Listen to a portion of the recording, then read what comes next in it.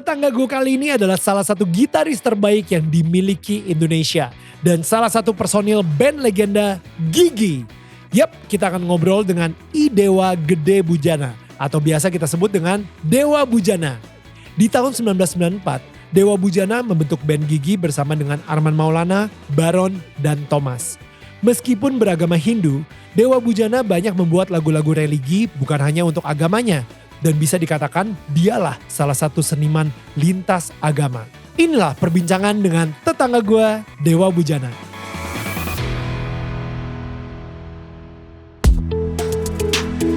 Hai, ini gue Daniel, tetangga kamu. Di sini gue akan ngobrol dengan tetangga gue tentang perjalanan hidup mereka dari kacamata spiritual di saat mereka mengalami situasi tidak pasti dan kekhawatiran. Sampai bisa kembali bangkit menjadi orang yang lebih kuat dari sebelumnya. It's gonna be very exclusive and inspiring. Jangan lupa ya untuk like, share, dan subscribe. Thanks guys. Oke, kalau gitu langsung aja, ini dia salah satu aset kebanggaan Indonesia, beli Dewa Bujana. What's up? Welcome. Aset, ngomongnya aset. Kayak gedung. Iya, gedung.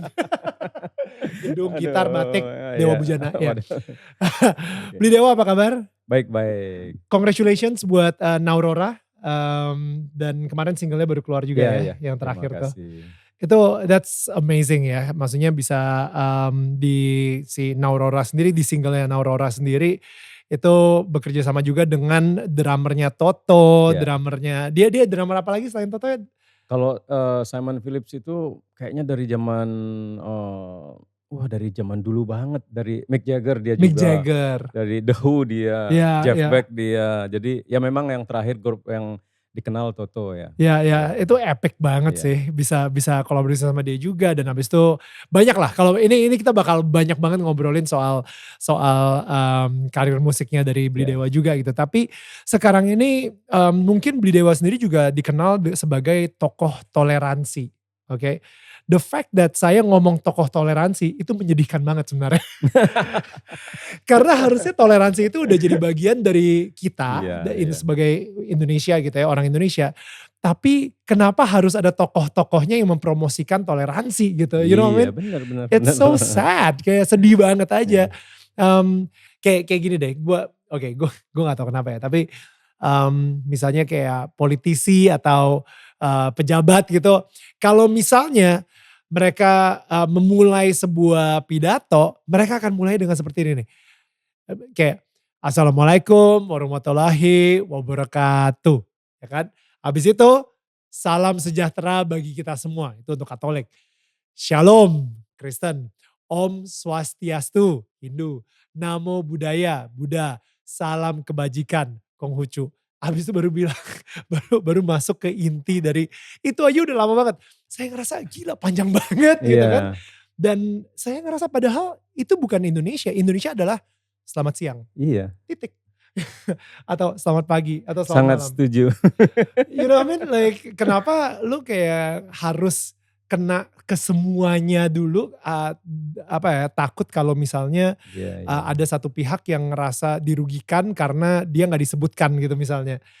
So tell me, what happened di Indonesia ini sampai toleransi ini jadi sensitif banget gitu kalau misalnya menurut penglihatan dari Beli Dewa sendiri gitu? Memang unik sih, ini sih baru belakangan ya. Mungkin kalau dibilang belasan tahun belakangan atau 10 tahun belakangan, semakin kesini semakin, apalagi istilah yang pejabat mengucapkan semua salam itu baru mungkin 5 tahun ini kayaknya. Kayaknya zaman Pilpres kemarin deh itu. Kayaknya dari, tapi ada sisi baiknya. Kalau gak salah yang pertama Prabowo deh yang mulai gitu. Dan oke lah dia bagus dapat kesemuanya jadinya kan untuk menghormati semua.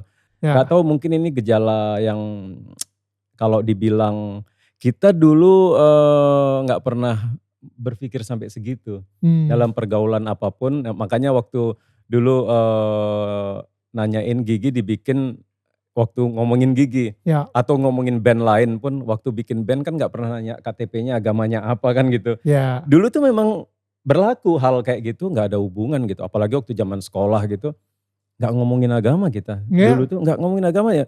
Memang lebih ngomongin ke kita susila aja ya, maksudnya perilaku. Makanya dulu ada bimbingan penyuluhan itu kan kayak di sekolah gitu.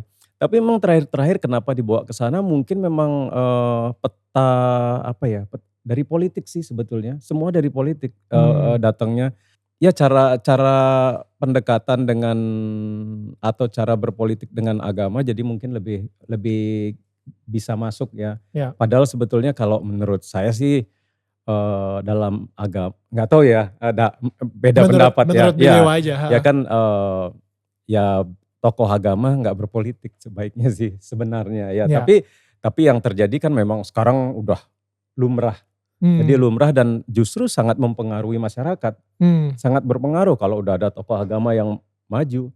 ya. Udah, itu berlaku di mana-mana, bukan bukan ngomongin di, misalnya kita mayoritas muslim, misalnya kalau di Bali juga mayoritas Hindu, ya sama juga begitu. Hmm. Di mana-mana sama, kayaknya di Amerika juga sama deh. Exactly, ya. Dan itu dia, maksudnya dari Beli Dewa sendiri akhirnya mulai tuh kayak saya nontonin, acara-acaranya yang misalnya, tadi yang saya ngelihat video, Oh Holy Night di Iya, iya, mana Beli Dewa itu, mmm, apa ya, mungkin ingin menyelamatkan Merry Christmas kepada umat yang lagi merayakan dan iya, habis itu mengajak, Aning iya, Katamsi, Bu iya. Aning Katamsi dan, beliau di situ nyanyi pakai hijab. Oh, holy night, the stars. Dan itu, wah itu Iya, iya. bikin orang kayak, what? Ada yang protes juga, ada yang ngerasa Banyak banyak.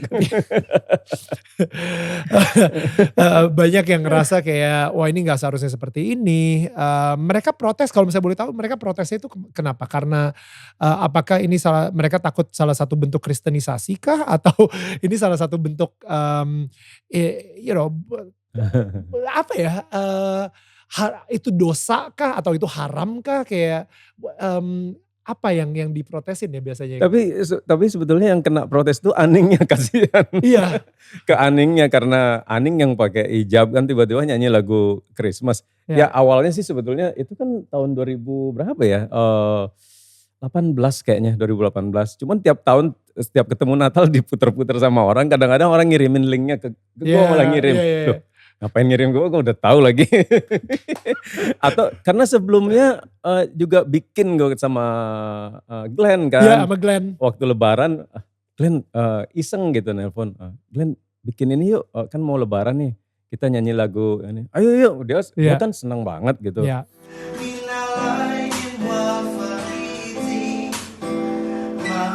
Ya jujur aja sangat kehilangan tokoh, Glenn itu salah satu tokoh, seniman atau dari musik ya, iya, yang tidak berpikir soal itu juga iya, gitu loh, enak sama dia kalau ngomongin itu.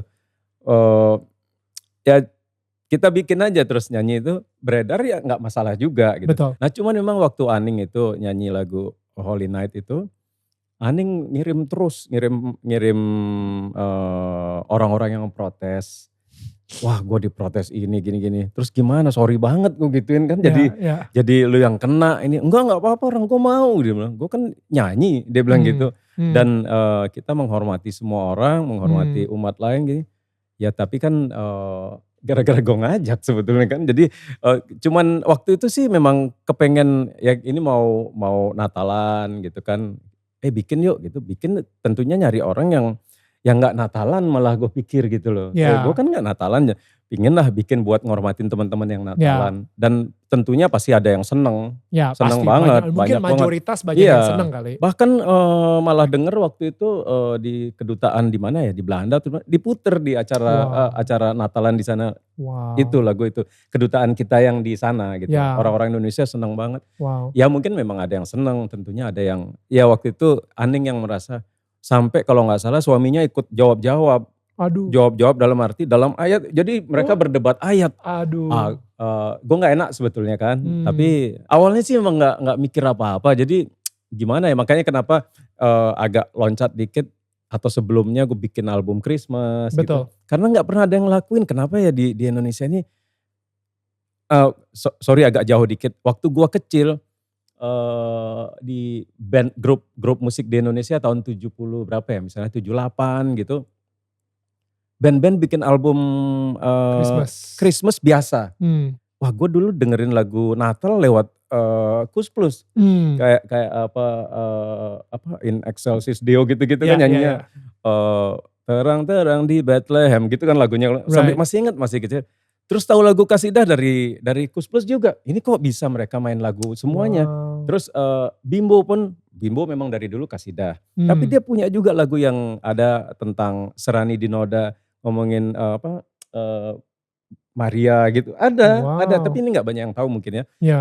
Dari situ gue kepikir waktu itu kan gue udah pernah punya lagu Hindu lah sama Hmm. teman-teman di Bali.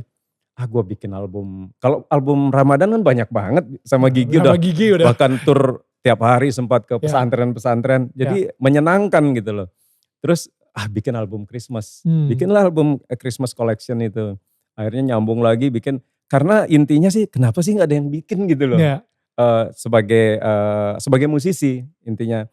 Jadi kepingin hal itu jadi biasa aja gitu. Ya, ini saya menarik sih. Beli Dewa soalnya saya penasaran karena emang bener Beli Dewa sendiri juga udah sama Gigi apalagi nyanyiin album Ramadan gitu kan, itu udah sampai tur ke berapa kota nyanyinya, maininnya itu terus dan lain-lain gitu ya.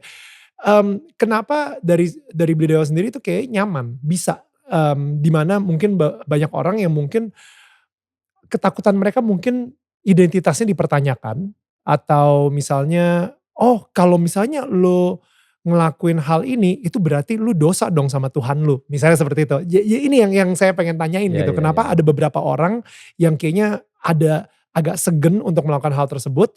Tapi kalau saya dari Beli Dewa sendiri, enggak lah, enggak masalah lah. Ya menarik banget What is the perspective? Iya. Jadi ya gue hidup di Jakarta kan cukup lama ya. Dari tahun lulus SMA Jakarta, hidup sendiri. Sudah biasa berdampingan dengan kehidupan Jakarta yang macem-macem. Di tempat kos gue dulu kejawen semuanya. Yang tuan rumahnya. Nggak tahu itu ritual apa yang dilakuin. Tapi semua oke. Terus kalau teman-teman muslim udah mayoritas muslim. Dan mereka zaman itu tidak ada yang saling mempengaruhi. Dan intinya kita nggak boleh mempengaruhi orang gitu.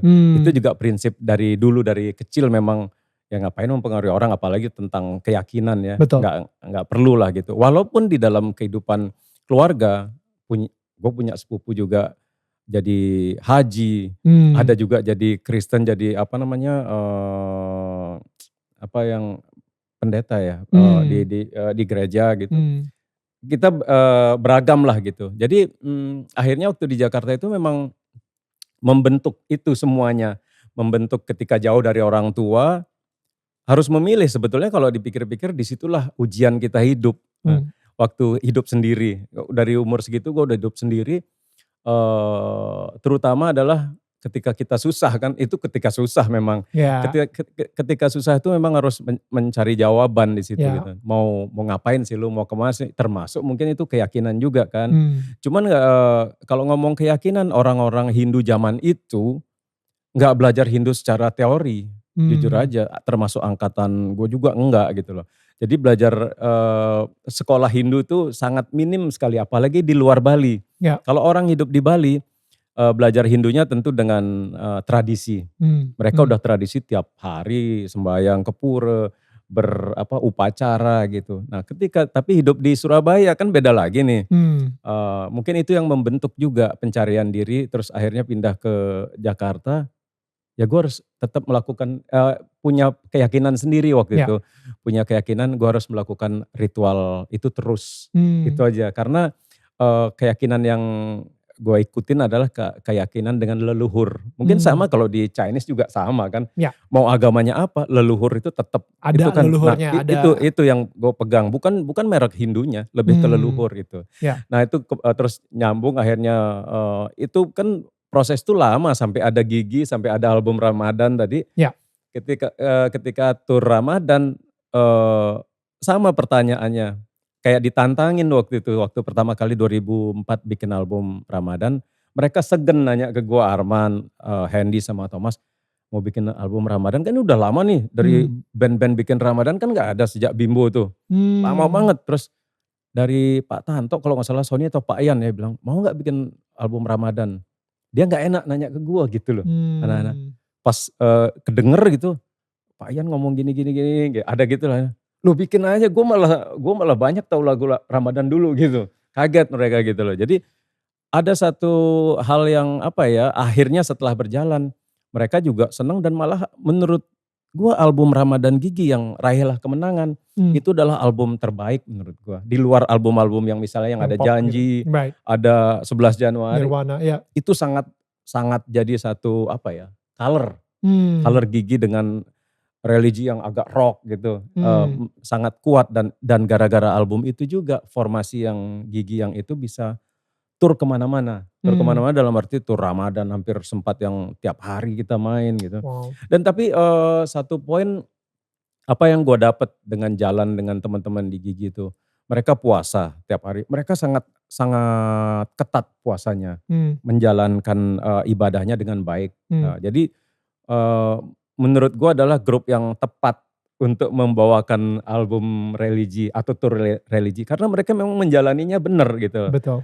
Bukan bilang yang lain nggak benar. Gue nggak tahu kalau yang lain. Kalau ini Hmm. gue lihat langsung, gue sebagai saksinya dan akhirnya gue melihat juga apa yang dijalanin semua baik gitu loh. Hmm. Jadi kalau ngomongin mana yang baik, mana yang buruk, kalau yang baik baik aja. Misalnya di tempat gue orang Hindu banyak juga yang nggak baik kan gitu, sama aja gitu. Jadi di sini gue melihat hal yang baik aja gitu, hal yang baik dan ternyata sangat apa ya, membahagiakan bisa manggung di alun-alun yang besar dan teman-teman itu sangat apa ya, respect ke gue. Selalu diumumkan di sini tepuk tangan buat Dewa Bujana yang non Islam ikut main, itu ditepuk tanganin orang segitu alun-alun rasanya beda gitu. Nah jadi akhirnya gue mikir, wah gue bisa membahagiakan orang itu adalah kebahagiaan tersendiri buat gue gitu. Ya, Itu poinnya sih gitu loh. Oh wow.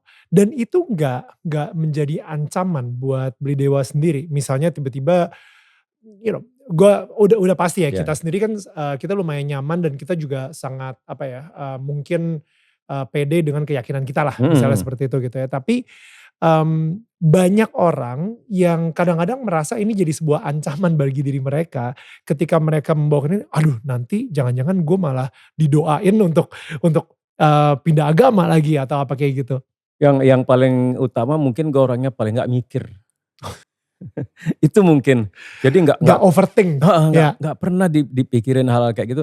Awal banget album Ramadan keluar kita launching di Hard Rock Cafe yang di mana ya? Tamrin kalau nggak salah. Sudah di Tamrin apa masih apa di bukan yang lama, bukan di Sarinah maksudnya yang IX yang IX kayaknya ya. Itu pertanyaan wartawan seperti itu loh. Wartawan loh. Pertanyaannya, Mas Bujana pindah agama? Gue jawab, wah Mas, masa pertanyaannya gitu, kayak gituin aja.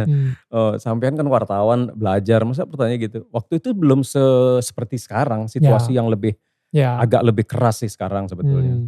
Itu aja, tapi itu cuma album pertama. Habis itu mereka gak ada yang nanya. Jadi memang oke-oke aja, gak ada masalah. Kalau misalnya dianggap bahwa, wah jangan-jangan pindah agama, ya gak apa-apa juga, dianggap aja kan gitu. Yang penting ya kita gak mikir kok gitu loh, gak mikir. Dan tahun depannya gue tour juga di Bali, nyanyian Dharma gitu. Ya. Jadi ya bukannya mau fleksibel gimana, ya agama kan juga nyanyian semuanya kan. Mungkin ya gak tahu salah atau benar, semua lewat nyanyian kan gitu loh. Ayat-ayat yang dinyanyikan gitu. Ada mungkin beberapa bilang itu enggak. Ya kayak gak tahu juga ya kalau pendapatnya ya. Ya, karena saya ngerasa gini, musik itu kan yang seperti Beli sendiri juga suka bilang gitu, musik itu universal, musik itu tidak mengenal agama gitu. Tapi ketika kita masukin lirik, lirik itulah yang menentukan apakah musik itu menjadi musik religi atau musik rohani atau bukan gitu kan. Misalnya lagunya I don't know Blackpink tapi abis itu liriknya jadi lirik-lirik tentang penyembahan dewa atau penyembahan Tuhan gitu. Saya rasa ya udah itu jadi langsung jadi musik religi gitu. So musiknya sendiri saya rasa emang universal banget ya kan. Tapi apa yang kita masukkan di situ. Dan yang saya juga lebih luar biasa lagi, Beli Dewa itu benar-benar sampai mainin gitar juga buat masyarakat Buddha juga itu yang di lagu Meta. In Meta. Ya. Dan yang nyanyi itu siapa ya? Ime itu ya? Jadi kalau kita buka klik lagu-lagu Buddha, Ya. yang keluar nama dia pasti. Seluruh dunia loh itu. Oh, Dia tuh wow. sangat terkenal di Cina, di mana itu Ya. Buddhis tuh dengerin lagu dia. Wow. Jadi nggak tahu tiba-tiba gue udah bikin album Christmas, kayaknya Buddha menarik nih bikin gitu. Tiba-tiba ada yang mengenalkan sama, mau nggak kolaborasi sama Ime? Pas gue buka, ini gila, ini namanya gede banget gitu. Terus Wow. ternyata dia juga seneng dengan musik-musik yang awalnya dia adalah fusion Ya. musik gitu. Kita bikin bareng akhirnya. Orang Itu Indonesia tuh? orang Malaysia. Orang Malaysia, Orang oke. Malaysia, tapi sangat sangat besar di ya Asia pasti sih. Tapi Ya. ya itu bikin album itu jadi suatu, kalau dibilang pencapaian apa ya, mungkin karena orang lain nggak bikin jadi tercapai bikin gitu. Iya. Tapi kan kalau itu bukan sebuah pencapaian, yang nggak tahu ya gitu.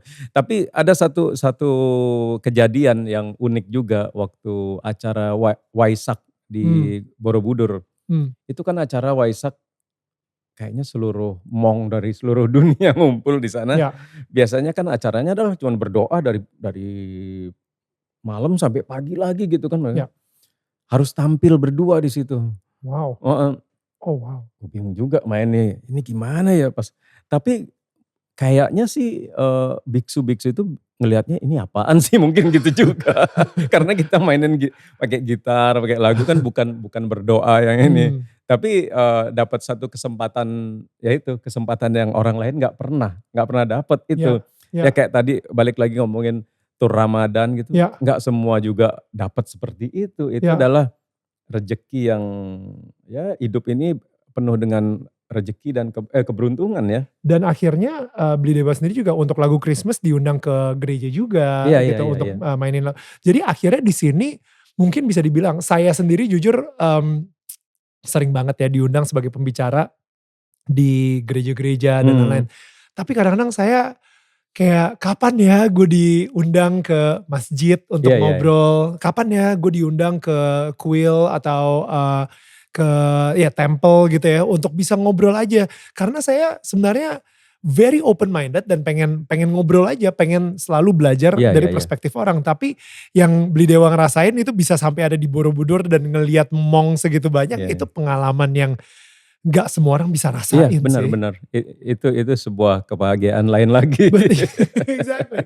So that means kalau misalnya dari Beli Dewa sendiri bisa sangat membedakan antara yang namanya agama sama keyakinan. Iya, betul. Ini maksudnya bahas agama dan spiritual seperti gitu Spiritual, ya. betul.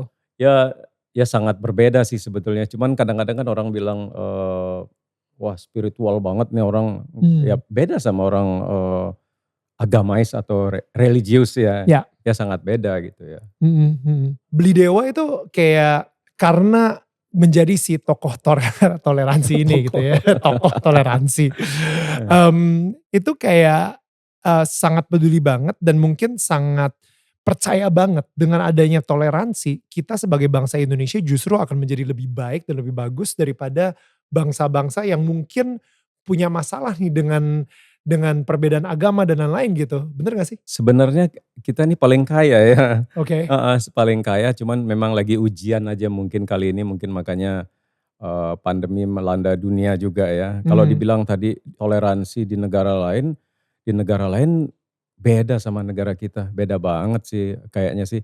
Kita tuh kan karena ada pulau, suku juga banyak, agama sudah terbentuk segitu agama aja kan. Ya. Tapi memang dari dulunya sih sebetulnya sangat, makanya ada Bhinneka Tunggal Ika Tanhana Dharma Mangruwa, aslinya kan gitu dari Sutasoma ya kalau nggak salah. Kalau nggak salah ya, saya nggak hafal benar-benar. Itu kan benar-benar berbeda-beda, tetap satu itu kan. Betul. Makanya ada istilah itu, berarti dari zaman dulu sudah kita memang beragam dari dulu. Dan cuman memang keberagaman itu tidak bisa terpelihara mungkin dengan semua ini kan politik yang membuat sebenarnya, dengan munculnya politik memisah-misahkan jadinya. Pemisah-pemisahan dan nggak salah juga pendapat Omai Rama dulu, jadi ada adu domba itu kan benar-benar jadinya seperti ini gitu. Ya, dan kalau misalnya ini kan karena kita udah 76 tahun merdeka, mungkin ada quote, Beli Dewa sendiri juga pasti pernah dengar juga quote dari Bung Karno yang bilang bahwa perjuanganku itu lebih mudah karena melawan penjajah, tapi perjuanganmu akan lebih sulit karena melawan bangsamu sendiri gitu. Dan itu kayak profesi gitu, kayak Iya ya. nubuatan gitu bahwa sekarang ini kita lagi Sekarang ya itu ya. ya kan Iya. digolong-golongin banget gitu, antar golongan tuh kayak diadu domba.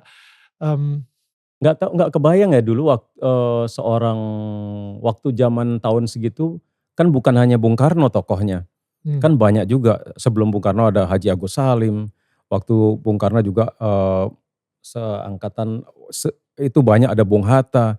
Dan keyakinannya kan maksudnya walaupun memang semua muslim, ya, seorang Bung Hatta dari Sumatera Barat, mmm, seorang Bung Karno yang ada kejawennya, itu mmm, pasti berdebatnya kayak apa dulu kan gitu ya, loh. ya, Belum lagi tokoh-tokoh lain. Tapi kok bisa, walaupun pasti ada mungkin kasak-kusuk ya, mmm, politik zaman dulu kok lebih bisa selaras kayaknya. Misalnya mmm, dia menyebutkan dengan Bhinneka Tunggal Ika, oke setuju jadi juga sekarang kan. ya, Sekarang itu kayaknya sulit ya. Sekarang kenapa ya tambah kesini, nah ini nggak tahu juga. Kenapa mmm, jadi akhirnya toleransi itu jadi, iya benar tadi ada kata toleransi jadinya. Karena harusnya kita memang udah toleran, kita tuh sangat toleran orang hidup, exactly, kalau dibilang orang Bali gini, tinggal di Jawa, orang-orang Jawa tinggal di Bali, iya, orang-orang lain tinggal di Sumatera, orang iya, itu kan udah saling antar suku saling bantu. betul, Gotong royong itu kita sangat kuat punya. mmm, Gotong royong itu bagian dari kehidupan Indonesia betul, kan, Nusantara Indonesia ini. betul, Jadi kalau misalnya dulu bisa bersatu itu luar biasa banget kalau Bung Karno sampai bilang bahwa perjuangannya nanti akan lebih berat, ternyata memang terjawab ya sekarang ini berat sekali. Berat sekali untuk jadi pemimpin gitu. Kayaknya mmm, pemimpin siapapun berhadapannya ya. berat gitu. Mmm, saya ngerasa saya sering banget kayak di interview habis itu bilang, "Wah Daniel, Damn I Love Indonesia ini salah satu bentuk Daniel itu untuk mempromosikan Indonesia." Mmm, dan luar biasa sekali, tapi saya selalu ngerasa, enggak sih ini bener-bener bentuk saya kecil banget, enggak sebanding sama orang-orang yang berhasil mempromosikan musik Indonesia keluar Iya misalnya iya. dan lain-lain. Nah, saya justru ngerasa salah satu pahlawan Indonesia di bidang musik itu adalah Beli Dewa Bujana gitu, di mana sekarang ini udah berhasil menggayat musisi-musisi internasional jadi mengetahui soal skill-nya orang Indonesia di sini, which is Iya. like kayak Beli sendiri gitu. Contoh kayak itu salah satu aja gitu kan si Simon Phillips tadi itu. Iya. Tapi bahkan kayak gitarisnya Red Hot Chili Pepper Mhm. juga John Frusciante ya. Frusciante dan habis itu ada beberapa musisi-musisi lain yang mungkin saya sendiri juga kadang-kadang gila ini sih tingkatnya tahapannya udah udah dewa banget gitu. Yang yang dulu yang Dream Theater juga kalau nggak salah Jordan Rudess. Jordan Rudess ya. Jordan Rhodes. Dan itu mereka jadi mengenal Indonesia dan bahkan segmentasinya mereka, saya tadi ngelihat juga di kolom komentar juga di YouTube, itu mereka yang kangen banget sama John Frusciante dan habis itu mereka yang kayak, "Wah gila ini apaan nih? Gue kangen banget sama dia nyanyi lagi dan lain-lain." Dan itu semua dari seluruh dunia gitu. Dan mereka mengenal Indonesia dan itu menurut gue adalah salah satu bentuk kepahlawanan di zaman modern ini. Bukan lagi kita membunuh penjajah dan Iya lain-lain gitu. iya Tapi iya. justru kita dengan skill yang kita punya, bagaimana cara kita selalu mempromosikan Indonesia gitu. Itu pernah kepikiran nggak dari Beli Dewa sendiri bahwa ini adalah salah satu bentuk perjuangan eee Beli Dewa sendiri untuk mendedikasikan kemerdekaan kita yang dulu dimenangkan oleh pahlawan-pahlawan kita gitu 76 tahun yang lalu? Enggak, malah nggak kepikir. Oke, ya udah. Malah malah nggak kepikir bahwa itu adalah perjuangan apa Indonesia lewat musik gini-gini. Karena intinya sih sebagai seniman kepala itu kan gerak terus, harus bergerak. Ya, Kalau kita cuman hidup nungguin terus diajak main baru gitu, mungkin beda, setiap orang beda-beda. Kalau gue kepengennya tuh memang walaupun udah tua, karena kadang-kadang dibilang umur tambah tua tambah tidak produktif kan gitu. Aku malah pingin ngelawan itu. right. Justru gue harus bikin album terus dan karena kebetulan dari sejak tahun 2002 gue bikin album di luar, rekaman di Mmm, luar walaupun memang kalau dibilang go internasional enggak juga gitu loh kan. Go internasional itu juga bukan cuman karena bikin album di luar gitu. Tapi ya kalau tadi dikaitkan dengan bahwa orang jadi kenal Indonesia, ya sangat sangat bisa masuk karena belum tentu juga mereka kenal Indonesia. Kalau tadi mengkaitkan soal John Frusciante gitu, itu, balik lagi semua hal mungkin itu namanya spiritual mungkin ya. Oke. Dapat sebuah perjalanan yang orang lain nggak pernah ada dapat itu. Seluruh dunia loh. John Frusciante itu keluar dari Red Hot Chili Peppers mungkin, dia 10 tahun nggak pernah bikin album sama siapapun. Nggak Gila, pernah mau nggak pernah mau dan nggak pernah mau terima tamu. gila. Tiba-tiba gue disuruh mampir ke rumahnya coba tuh, kan aneh. Itu orang aneh banget itu dia, ke rumahnya terus, jadi berteman, setiap tahun gue rekaman yang lain, "Lu mampir ke rumah ya?" Gitu. Padahal, What? ya bahasa gue terbatas, tapi nyambung-nyambung aja kan, bahasa musik bisa nyambung. Bahkan terakhir waktu rekaman itu gue ngajak keluarga nih, ngajak istri, ngajak anak-anak, dia bilang, "Mampir ke tempat gue." Gue bawa keluarga, "Nggak apa-apa, mampir aja." Mampir semua mau mesen makan apa, sangat terus dia mau rekaman sama gue, itu makanya kalau dilihat kenapa semua komen, John Frusciante itu fansnya kan banyak banget Hmm. dan nggak pernah ngelihat lagi dia setelah Red Hot dia keluar. Wow. Tiba-tiba dia ngelihat kalau dia buka John Frusciante bareng fotonya sama gue Iya. gitu. Jadi dia bingung ini siapa sih orang gitu sampai nah mending gitu, gue di DM orang banyak banget. Wow. Waktu itu waktu rekaman sama Frusciante ada DM gini bilang, "Saya punya tabungan," kalau nggak salah orang dari mana ya, Inggris atau banyak tuh semua negara, Hmm. "Tabungan gue mau habisin sebelum gue meninggal. Jadi boleh nggak lu kasih tahu hotel terdekat rumahnya John Frusciante." Gila. Jadi gue cuman pengen salaman, udah terserah gue meninggal. Sampai gitu, gue nggak jawab, ngapain nyari kan orang-orang kayak gitu kan aneh-aneh, Iya, iya, banyak fanatiknya parah banget. bisa bener bisa juga ngarang, bisa juga kan gitu loh. Betul. Jadi cuman akhirnya mikir, ini Lu beruntung banget lu bisa main ke heeh rumahnya dia dan heeh, habis itu bisa. heeh. Bahkan ada satu orang musisi LA yang Matius Asato ya, Hmm. pemain gitar yang sekarang sangat terkenal di sosmed gitu. Hmm. Dia nemuin gua karena ngelihat foto gua sama John Frusciante. Dia bilang, "John Frusciante itu dewa gua," dia bilang. "Gue tinggal di LA, Wow. gue nggak bisa ketemu, tapi lu kok bisa?" Wow. katanya gitu. Wow. Ya ya ya nggak ada yang nyangka. Itu balik lagi, mungkin itu sebuah perjalanan yang, eee ya kalau orang bilang itu ada karma, mungkin itu adalah Hmm. bagian apa yang menjadikan gue bisa ketemu itu gitu, yang Hmm. orang lain nggak dapat. Right.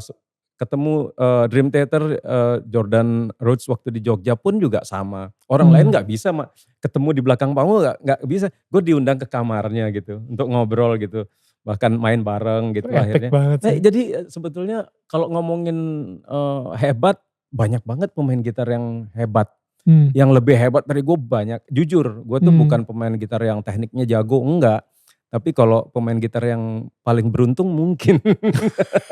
Nah, paling beruntung yang paling bener gitu loh. Ini gila sih, seorang Dewa Bujana bilang, kalau misalnya yang paling jago, ya mungkin enggak juga gitu. Itu kayak kerendahan hati yang Enggak, tapi tingkat beneran. beli dewa, tingkat dewa. Enggak, beneran banyak sekali pemain, apalagi sekarang. Sekarang ini kita harus jujur akuin musisi Indonesia yang muda-muda itu hebat-hebat. Jadi Hmm. gue termasuk penganut nggak harus belajar sama yang senior, belajarlah sama yang baru.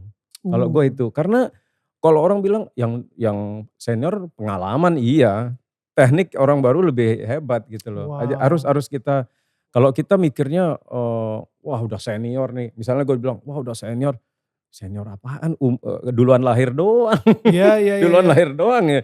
Ya kalau gue bilang gitu. Jadi Iya. harus belajar sama yang lebih muda, karena yang lebih muda itu jauh lebih tahu sekarang. Kayak contohnya kita nih misalnya, gue di rumah, komputer pasti nanya ke anak, Iya, iya, iya, pasti. iya. Itu kan juga Iya. masa salah lu, masa selalu mau gitu. Mungkin dulu Iya. zaman kita, orang tua kita nggak Iya. bisa gituin kita, Iya, sekarang iya, nggak sekarang udah bisa. nggak bisa.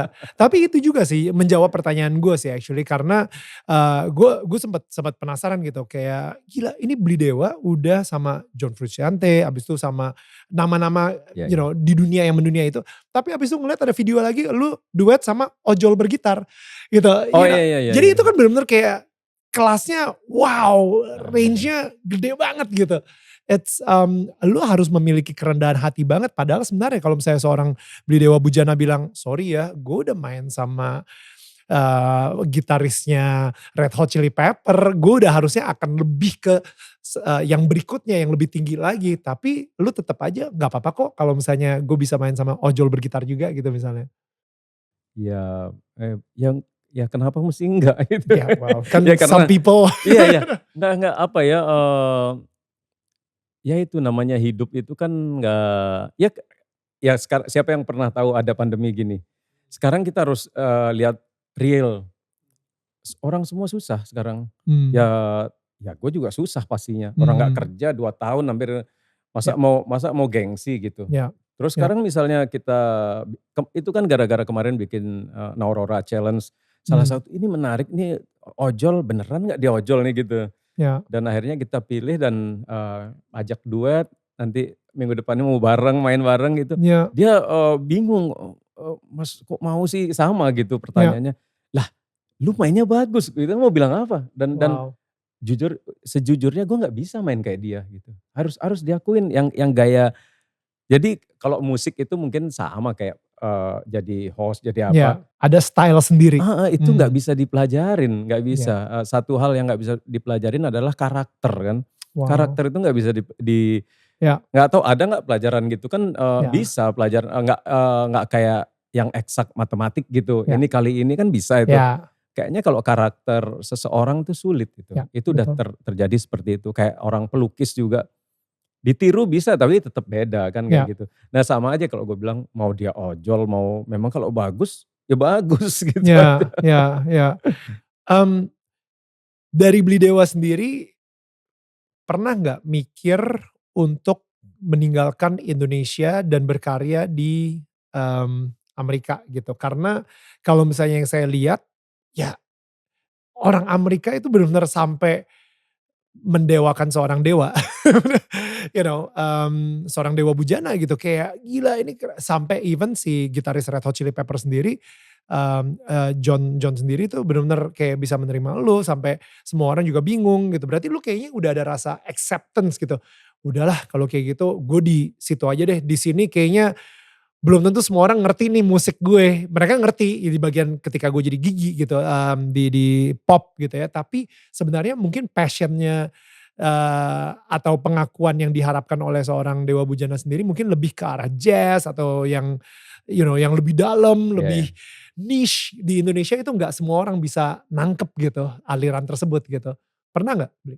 Dulu iya, dulu pernah kepikir, sebetulnya memang cita-cita dulu kan waktu lulus SMA memang pingin sekolah di Amerika. Mmm, Nggak walaupun memang akhirnya tahu nggak semudah itu. ya, Ke Amerika harus punya duit kan gitu. mmm, Akhirnya, setelah di Jakarta hidup jadi musisi, punya duit pun pingin sekolah juga nggak kesampaian juga. Banyak hal yang menghalangi lah. right, Akhirnya sampai waktu tahun itu 2001 ya mau keluar dari Gigi, itu pingin kabur sebetulnya itu titik titik poin mau benar-benar mau pindah ke Amerika gitu loh. oh wow, Jadi nggak tahu sebelum berangkat tahun 2002 itu akhirnya bikin album Samsara itu di sana.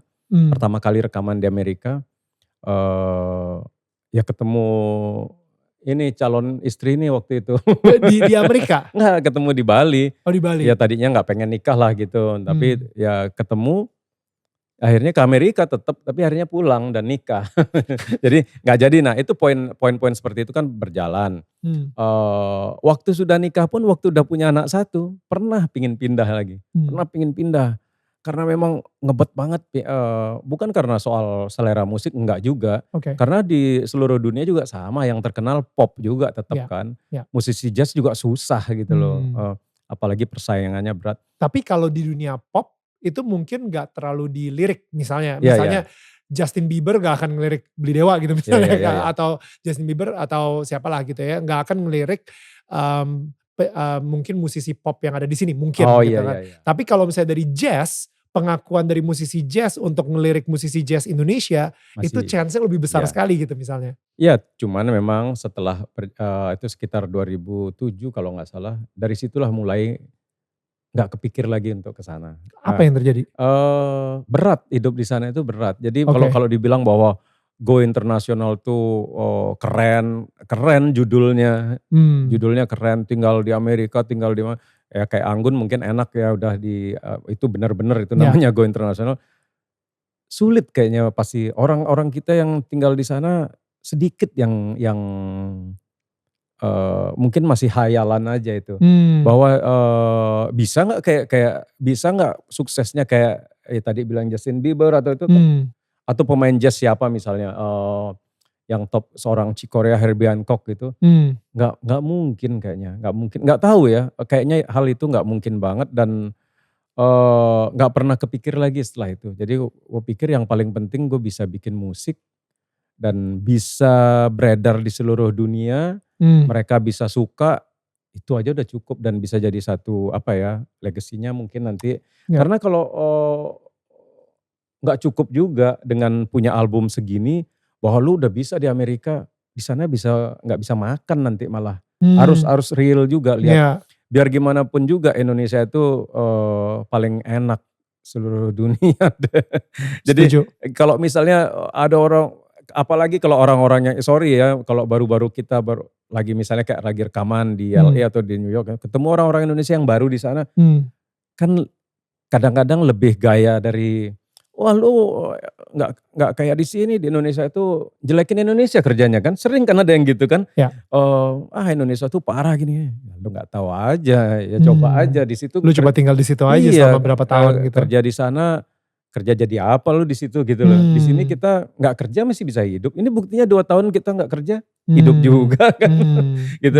Jadi nggak ada sih kepikiran untuk dibilang bahwa bisa tinggal di sana, kayaknya enggak deh. Gitu. Enggak, bukan satu budayanya udah beda, yang banyak hal sih yang harus dipikirkan. Saya sempat soalnya, saya sendiri juga pengen banget lah, mas saya sebagai presenter, wah suatu saat gue juga bisa bakal sebesar ini gitu kan, go internasional. I think setiap orang kreatif atau yang di entertainment selalu kayak kita pengennya itu ada di Hollywood gitu, misalnya di LA, di Amerika. Cuman ada satu momen dimana saya harus berdamai dengan ambisi saya, dimana ambisi saya itu pada akhirnya saya harus mempertanyakan, sebenarnya lu pengen nyari pengakuan dari siapa sih? Kayak gitu, kayak kenapa sih butuh banget pengakuan untuk bisa go internasional, padahal kita di sini, ya saya di sini bisa lebih mempengaruhi banyak orang daripada saya di Amerika, misalnya kayak gitu. Mungkin di Amerika saya nggak terlalu bisa, nggak terlalu se-efektif itu gitu untuk memberikan influence yang positif ini gitu, dan mungkin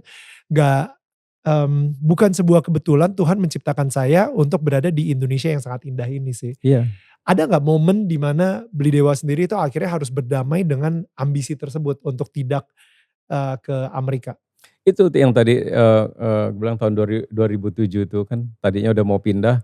Ketika ketemu teman sendiri nih, teman lama di Amerika, jalan bareng. Dia ceritain kehidupannya. Kehidupan sebenarnya di sana, gak pernah tidur, kerja meleleh terus, dan pernah suatu waktu anaknya nggak bisa pulang karena kuncinya dibawa, nggak bisa pulang sekolah. Itu katanya kalau di Amerika bisa, orang tuanya bisa kena kan. Iya. Jadi Child Protection Service ya. Itu nggak ngerti dah istilah di sana pokoknya. Wah nggak dah, gua nggak pengen itu aja. Sejak itu nggak pengen, jadi lebih memilih gue, kalau gue bisa di Indonesia, gue punya uang, ya seperti orang-orang yang bisa liburan ke luar negeri, itu lebih nikmat. Atau sekalian kalau punya uang banyak, tinggallah 2 bulan sana kalau pengen ngerasain, gitu aja. Jadi jangan di sana jadi pekerja, itu aja. Tapi ini kan pendapat pribadi. Betul. Jujur aja gue juga bangga tapi ngelihat kayak siapa misalnya Joey Alexander bisa diakuin, atau Rich Brian gitu, itu terkenal seluruh dunia, itu nggak pernah ada yang nyangka juga. That's true. Kalau bisa kayak gitu luar biasa. Nah itu kalau pilihannya kalau bisa kayak Anggun, kayak Joe Taslim. Joe Taslim, atau Agnes Mo, Nicky. Nicky kayak gitu. Itu bisa bawa nama. Nah itu bisa bawa nama Indonesia banget itu. Salut gue sama orang-orang itu. Gitu. Betul. Ini ada satu informasi yang penting banget yang tadi kayaknya Beli Dewa cuma ngomong, oh ya sekelibat aja. Iya tahun 2001 gue udah mikir untuk ninggalin gigi. Itu wow.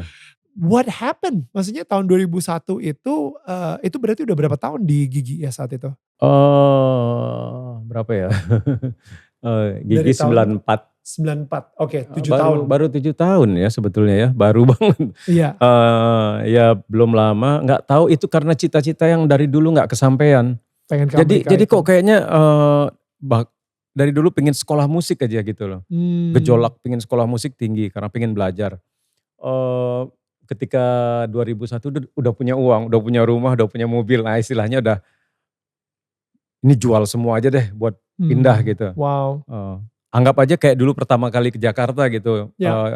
Nyoba-nyoba hidup. Ya. Udah niat gitu loh. Nanti sampai di waktu itu ada teman di Santa Cruz ya. Sampai sana gue mau beli mobil. Terus mau jalan aja terus keliling sampai ya itu perjalanan ya namanya. Ya. Sampai di mana bisa berhenti. Gue sangat jujur aja sangat selalu terinspirasi dengan bukunya Ketut Tantri. Ada pejuang dulu orang Inggris yang akhirnya jadi orang Amerika, cewek, terus tahun masa revolusi dia di Bali.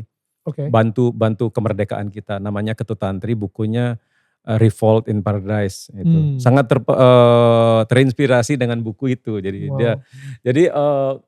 nggak tahu ya akhirnya nggak kesampaian, tapi memang kalau dulu pengen ninggalin Gigi bukan karena tidak senang sama Gigi, tidak ya punya cita-cita yang berbeda. Punya cita-cita yang berbeda dan akhirnya nggak kesampaian gitu loh. Nggak kesampaian karena memang ada pilihan lain yang memang ternyata pilihan itu kalau mungkin itu dijalanin gua nggak berkeluarga mungkin atau berkeluarga di sana mungkin nggak punya album kayak sekarang segini banyaknya. Betul. Dan album-album ini balik lagi adalah akhirnya setiap album itu adalah sekolah gitu loh. Anggap aja kalau orang sekolah ngambil S1, S2, ya gue setiap album itu adalah S1, S2.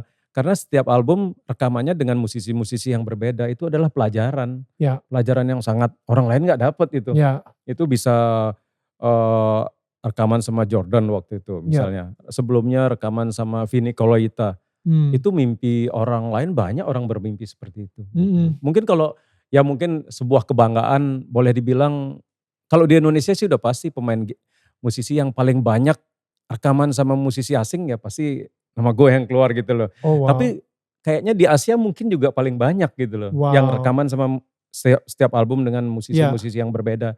Musisi kelas 1 ya maksudnya. Karena gini musisi-musisi itu kan bukan hanya bisa dibayar doang. Dia juga harus tahu siapa yang ngajak kan. Jadi gitu. Banyak orang yang punya duit lebih banyak tapi gak bisa rekaman juga. Betul. Gitu. Banyak orang yang punya duit tapi gak ada keinginan. Nah itu kan jadi ini gue mungkin lebih banyak keinginannya sama keberuntungannya itu aja. Banyak juga dari kita kebanyakan gitu ya. Udah kalah dulu sebelum perang. Kita ngerasa rendah diri duluan sebelum kita bertanya. Gitu. Dan ini saya sebenarnya sempat juga dikasih tahu sama teman saya gitu ya. Udah lu tanya dulu aja, sekarang ini zaman global. Ini zaman sosial media. Lu tinggal ngomong langsung ke orangnya, lu tanya aja, "Hai, nama gue Daniel, mau gak berkolaborasi bla bla bla." Itu pun jujur saya sendiri juga masih punya kesegenan di situ gitu. Siapa gue untuk dia mau berkolaborasi dengan gue gitu misalnya. Tapi untuk Beli Dewa sendiri, apakah ada rasa takut penolakan tersebut atau rasa takut atau malu gitu misalnya, aduh gue mah orang dari Indonesia, mana mungkin dia ngelirik gue. Ada gak sih rasa seperti itu? Tapi tetap aja sampai sekarang ini bisa sebanyak ini gitu orang yang musisi kolaborasi. Ada sih memang gak respon, ada pastinya. Ada yang gak respon. Ada juga, ada yang gak ngerespon. Tapi rata-rata yang ada di keinginan, gue album ini gue pengen ngajak ini. Kejadian sih semuanya dan dengan ya bahasa balik lagi pas-pasan banget gitu. Dan mereka sangat, kalau musisi sih sangat baik sih semuanya. Mereka apresiasi banget ya. Karena yang kayak tadi deh, saya juga sempat nonton interviewnya Beli Dewa juga di mana ditanyain gitu, wah ini sama John Frusciante itu harus bayar berapa miliar gitu. Dan Beli Dewa bilang gratis. Itu kayak what? Ya kan? Malah dia yang ngasih makanan lagi. Iya, itu benar-benar nggak bayar sama sekali dan dia cuma bilang kontak lawyer gua aja untuk apa namanya hak ciptanya aja. Gitu. Dan ya udah kontak. Ini mau beredar kapan, labelnya apa, itu doang. Nggak ada ngurusin apa-apa. Ya dan hampir semua musisi yang diajak approach-nya langsung. Misalnya dia nggak, tolong hubungi manajer gua ya. Ya. Sebetulnya itu wajar-wajar aja, Ya. boleh gitu Ya. loh. Ya. Tapi kok rata-rata mereka semua, lu rekamannya kapan gini? Ya gua segini aja deh. Ya simple gitu. Ya. Jadi bisa tawar-tawaran juga.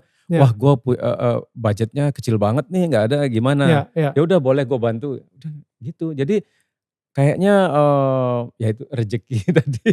Mereka tapi ngebantu Beli Dewa itu mungkin karena suka sama misinya di balik itu, atau karena suka sama musiknya, atau suka sama wah Indonesia nih, gue belum pernah tap in nih ke Indonesia, market Indonesia gitu. Nah itu nggak tahu. Mungkin dia kasihan ngeliat. Enggak, karena kalau dibilang buat dia udah bermain sama siapa aja kan pasti gila ya. Ya. Nggak tahu ya kenapa.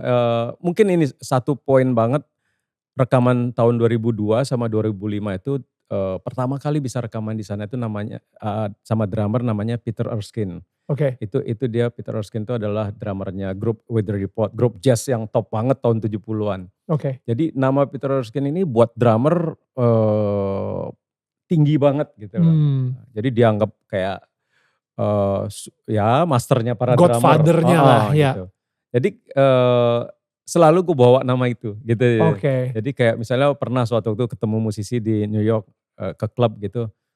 Mau gak mau harus ngomong, gue kemarin rekaman sama Peter Erskine. Dia, oh iya lu rekaman sama Peter Erskine? Siapa lu gitu kan gitu. ya. Terus dia rekaman sama Peter Erskine, gitu-gitu orang. Jadi nama itu, ternyata Peter Erskine gede banget. Nah pas rekaman berikutnya ada nama Vinny Colaiuta itu mungkin impiannya semua musisi bisa main sama Vinny. Itu drummernya Sting, kalau tour pasti dia. Oh, wow. Drummernya Herbie Hancock, drummer semua musik-musik yang terkenal banyak dia lah gitu.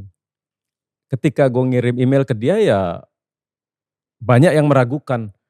Kayaknya gak mungkin mau dia gitu. Termasuk musisi yang di sana juga, musisi yang pemain bass. Gue pengen Vinny, wah kayaknya susah deh dia gitu.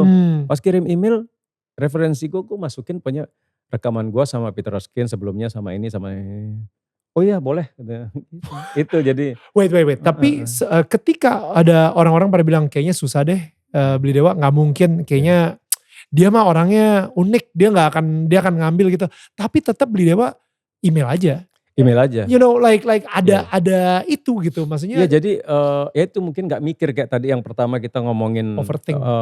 Ngomongin soal agama nanti lu dibilangnya ngapain gue mikirin gitu loh. Wow. Jadi kalau kayak gitu, kalau kita kebanyakan mikir ya stres sendiri gitu kan. Jadi gak usah dipikirin, kalau nggak berhasil ya udah nggak apa-apa. Jadi yang penting gue udah nyoba. Dan kita nggak mikir juga kalau ditolak kan nggak apa-apa gitu loh. Masih banyak yang lain. Iya. Toh yang tahu cuma yang gue ngemail dia juga cuma gue sama dia. Iya gitu. Jadi nggak sama iya. sekali gue nggak pikirin, dan ternyata ya jalan-jalan aja gitu. Wow. Ini menarik banget sih. Bagaimana caranya supaya kita sebagai orang Indonesia itu kayak mempunyai kepedean seperti Beli Dewa sendiri gitu? Enggak, kalau bilang pede, nggak pede gue orangnya, kan tahu sendiri kalau main nggak pede gue. Tapi pede aja untuk itu bagian dari keberuntungan. Bagian dari orang lain punya rezeki yang lain, bisa beli mobil mewah mungkin. Gue dikasih bisa kerjasama sama orang mewah, artinya mungkin itu aja. Jadi dibagi-bagi, dari sananya udah dibagi-bagi. Orang lain mungkin nggak bisa, gue bisa yang ini. Ya kita jadi harus nerima kondisi ini gitu. Kalau saya boleh tahu, kira-kira kalau misalnya anggap aja 100% gitu ya, berapa persen yang respon, berapa persen yang no respon? Atau bahkan ditolak gitu? Dikit sih yang nolak, dikit. Yang nolak dikit? Mungkin kalau kita taruh angka 10 gitu, mungkin cuma 2 yang nggak ngerespon. Jadi cuma 20% dan 80%-nya terima semua. Iya, Oke terima, gitu ya. Kayak kemarin sebetulnya kan di album yang ini, Naurora, harusnya Cikoria pengen nawarin Cikoria. Oh gitu. iya, oke. Karena udah yang ngisi bass kan pemain bassnya Cikoria tuh, si Carlitos Del Puerto. Dia bilang, gue bantuin Cikorea, dia bilang, dia pasti mau, dia bilang gitu. Wow. Itu benar-benar, tapi gue udah bilang gue nggak akan ngomong ke siapa-siapa kalau sebelum rekaman jadi gitu. Ya. Harus gitu, kalau Ya. terlanjur ngomong nggak jadi kan malu. Ya. Ternyata terus gue nanya lagi, kapan lu ngomong Cikorea? Jumat ini gue akan kabarin, dia bilang gitu. Gue akan telepon dia langsung. Masih ada WA-an kebetulan sama si Carlitos ya. Gak ada jawaban terus, gak ada kabar dari Carlitos. Sekitar hampir 3 minggu meninggal terus Cikoreanya. Jadi ya gak nyampe berarti cita-cita itu gak kesampaian. Itu salah satu yang aduh saya gak sampai. Tapi ya udah itu sebuah perjalanan yang nggak bisa nggak bisa, ya itu udah nggak bisa dijalanin. Ya. Jadi yang actually untuk si Naurora sendiri, gue sempet nonton juga interviewnya bahwa lu dalam satu hari sesinya itu sampai 8 lagu atau 10 lagu bahkan gitu ya kalau nggak salah. Wait, untuk Naurora atau untuk untuk yang lain-lain. Jadi gini, Oke. rekaman-rekaman sebelumnya itu selalu live di sana. Iya betul, live recording. Selalu pergi ke sana. Kita ketemu jam 11 siang, jam sore udah selesai. Itu satu album. Satu album itu paling banyak 7 lagu biasanya. Itu live recording benar-benar bareng, baca gini. Nah karena pandemi ini gak bisa pergi kan, tapi pengen tetap bergerak lah gitu ceritanya. Kita harus bikin sesuatu. Naurora ini rekamannya kirim data. Jadi mulai dari bulan September tahun lalu apa Agustus gitu. Udah kirim data, ngisi Simon Phillips. Terus ganti lagi siapa yang ngisi. Itu yang untuk Naurora. Tapi yang untuk Mahandini, terus Zentuari sebelumnya semuanya datang. Semuanya datang kan. Nah itu kan dalam satu hari itu langsung rekaman live session bisa 8 lagu atau 7 lagu 7 lagu ya, 7-8 lagu gitu. Dan di situ juga di salah satu interview itu dia bilang gila gue gak ngira sih, biasanya sih kita cuman recording 1 atau 2 lagu lah, ini 7 lagu langsung gitu. Soalnya kalau misalnya sampai salah berarti kita harus mulai lagi dari awal gitu kan. Nah jadi saya penasaran juga sih, dari Beli Dewanya sendiri itu pernah gak ada rasa minder kayak waduh ini gue main sama bule nih, aduh jangan sampai gue salah, jangan sampai gue malu-maluin, jangan sampai, tapi lu bener-bener kayak no it's okay, yuk kita satu level semuanya, kita confident aja, sikat gitu. Ya yang pertama kali rekaman waktu tahun 2002 grogi jujur aja. Grogi satu, gimana sih mereka ini gitu. Terus gue ngelihat Peter Erskine kan dulu waktu SMA, di video-video zaman masih beta, VHS gitu. Kok sekarang di depan gue dia mainnya gitu. Ada, groginya ada. Tapi untungnya waktu itu lewat lah. Akhirnya berikutnya gak pernah mikir. Balik lagi tuh gak mikir. Terus waktu ngomongin yang tadi Mahandini itu, bener mereka ngomong gitu. Dia pikir rekaman biasanya kan memang 3 lagu paling banyak dalam satu shift. Satu shift itu hitungannya walaupun block time itu 7 jam apa 6 jam gitu. Dan 1-2 jam itu 1 lagu sampai beres, ganti lagu gitu. Dia sampai bingung ini soalnya 7 lagu gitu loh. Terus dalam hati gue sebetulnya kenapa sampai 7 lagu satu shift, ngirit gue kan. Ya kan harus gini, mereka punya cara, kita juga punya cara, harus diakalin juga kan gitu loh. Kalau kita patokan, mereka kan bukan per lagu rekamannya, mereka per shift. Mereka per shift itu bisa berapa lagu, memang tapi gak boleh juga karena per shift lagunya gampang pun 15 lagu gitu, mereka juga gak terima gitu, gak mau gitu. Jadi caranya ya kita live gak usah banyak ngulang, jadi kebetulan mereka jago kan memang sekali baca paling ulang 2 kali, 3 kali terus yang lainnya gitu. Jadi karena selain bayar studio satu shift juga orang juga kalau nambah besoknya double gitu. Jadi harus diakalin kan. Itu sih. Betul. Oke, karena itu ya sebenarnya. Karena itu. Ujung-ujungnya duit ternyata. Ujung-ujungnya duit. Kita kan maksudnya tadi rekaman bukan yang foya-foya. Jadi kita pas-pasan juga. Tapi it's amazing dan tadi juga kita udah sempat nyinggung juga bahwa wow seorang pemain jazz legendaris pun kayak Cikorea itu sudah meninggal dan kita dari Indonesia sendiri itu banyak juga contoh kayak tadi Glenn Fredly dan yang terakhir ini adalah Arya Baron. Beliau itu kayaknya emang mempunyai hubungan yang sangat spesial banget dengan seluruh anggota Gigi gitu ya.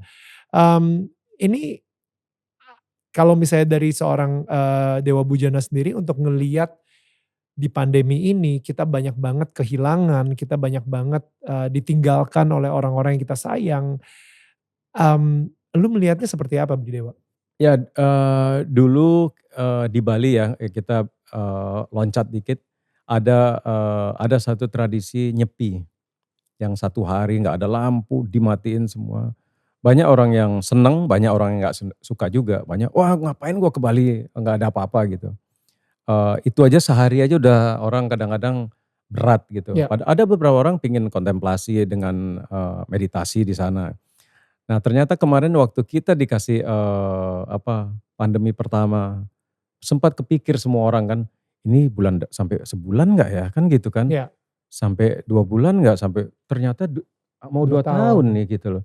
Jadi nggak ada yang nyangka semuanya terjadi dan seluruh dunia ini kan, dunia manapun jadi sama. Ya kayaknya kalau kalau kita kalau di, pikiran gue sih memang ini orang memang alamnya memang butuh istirahat.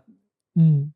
Alam alam juga, berat mungkin kebanyakan kalau ngomongin populasi ya kebanyakan orang mungkin, Mmm. awalnya dulu kan ringan bumi juga mungkin gitu. Mmm. Jadi kalau, akhirnya berpikir begini, kalau kita semua bisa melewati masa-masa ini, ya kita akan, punya kehidupan baru.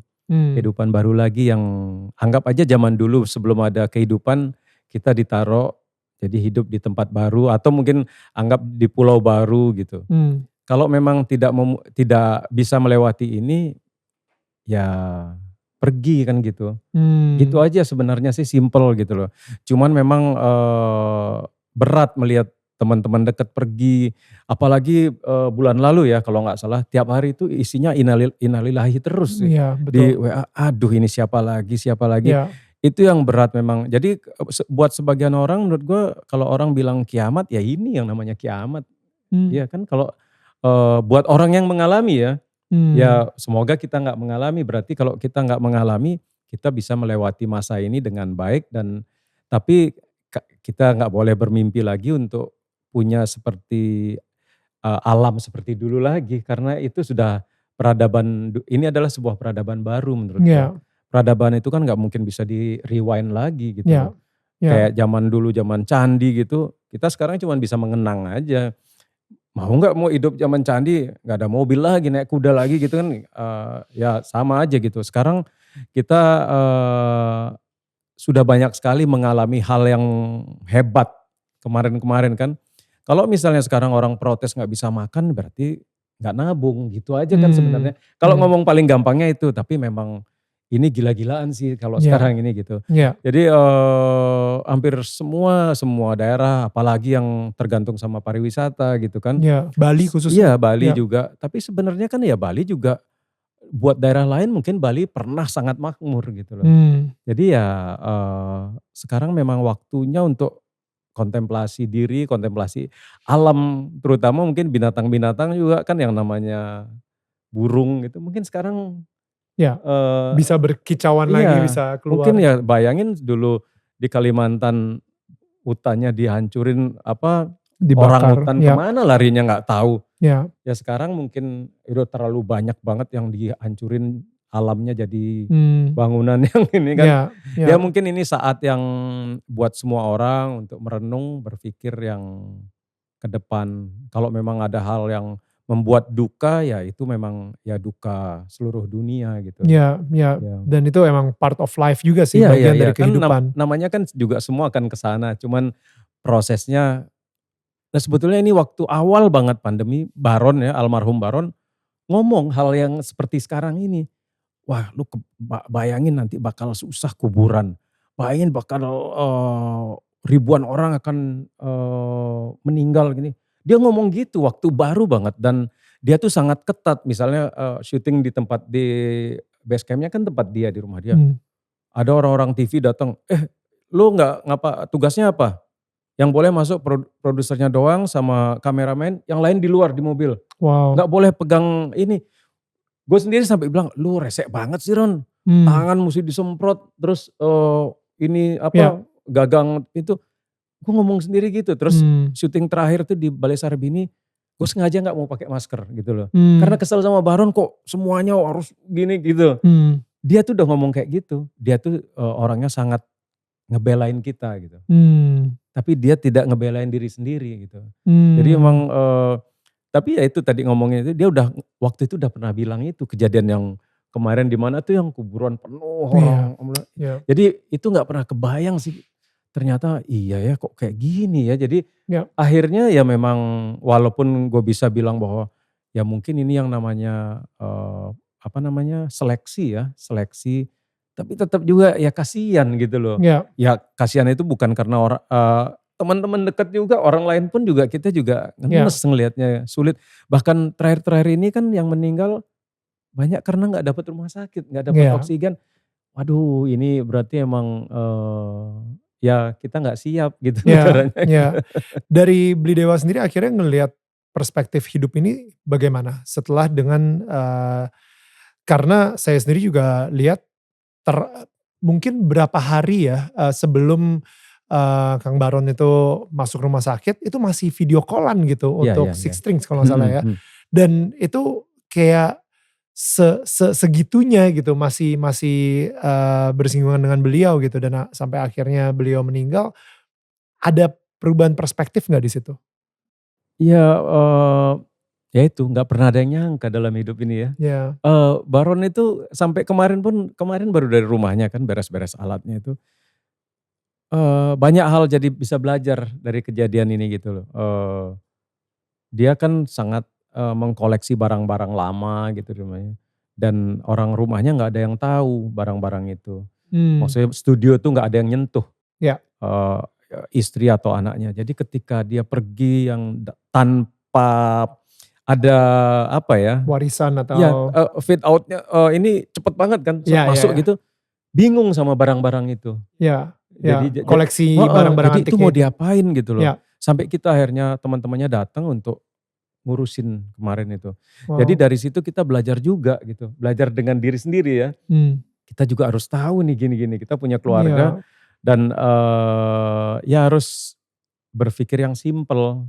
Dengan kondisi sekarang ini. Sesimpel mungkin. Yang bisa jangan bikin susah juga nantinya gitu. Itu kan ya. Karena gak ada yang ngomongin tadi yang Baron itu seminggu 10 hari sebelum meninggal itu yang video call itu. Rasa-rasanya dia sehat harusnya gitu loh. Dan sampai saat ini kok udah gak ada ya dia gitu. Apalagi gue sering banget dia ke rumah kan. Mampir ke rumah anak-anak suka ditegur gini. Ngomong itu orang yang paling gampang deket kan gitu loh. Jadi emang dari kondisi ini memang lihat wah. Ya gak bisa ada yang ditebak dalam hidup ini. Bahwa ya kalau ngomongin pencipta, ya pencipta pelebur ya memang itu ada. Tuhan itu memang kalau udah mau ya udah. Bahkan waktu dia di ICU ada yang video call bilang saya sama kondisinya sama Baron waktu itu. Sama diabetes juga. Minum pakai gini sembuh saya sekarang gitu.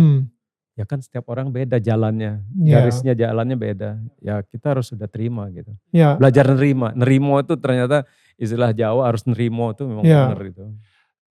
Pada akhirnya semua barang-barang antik yang dikumpulkan sekarang ini mungkin relate ke Beli Dewa juga gitu. Dimana Beli Dewa juga mengumpulkan satu gitar dengan tanda tangannya.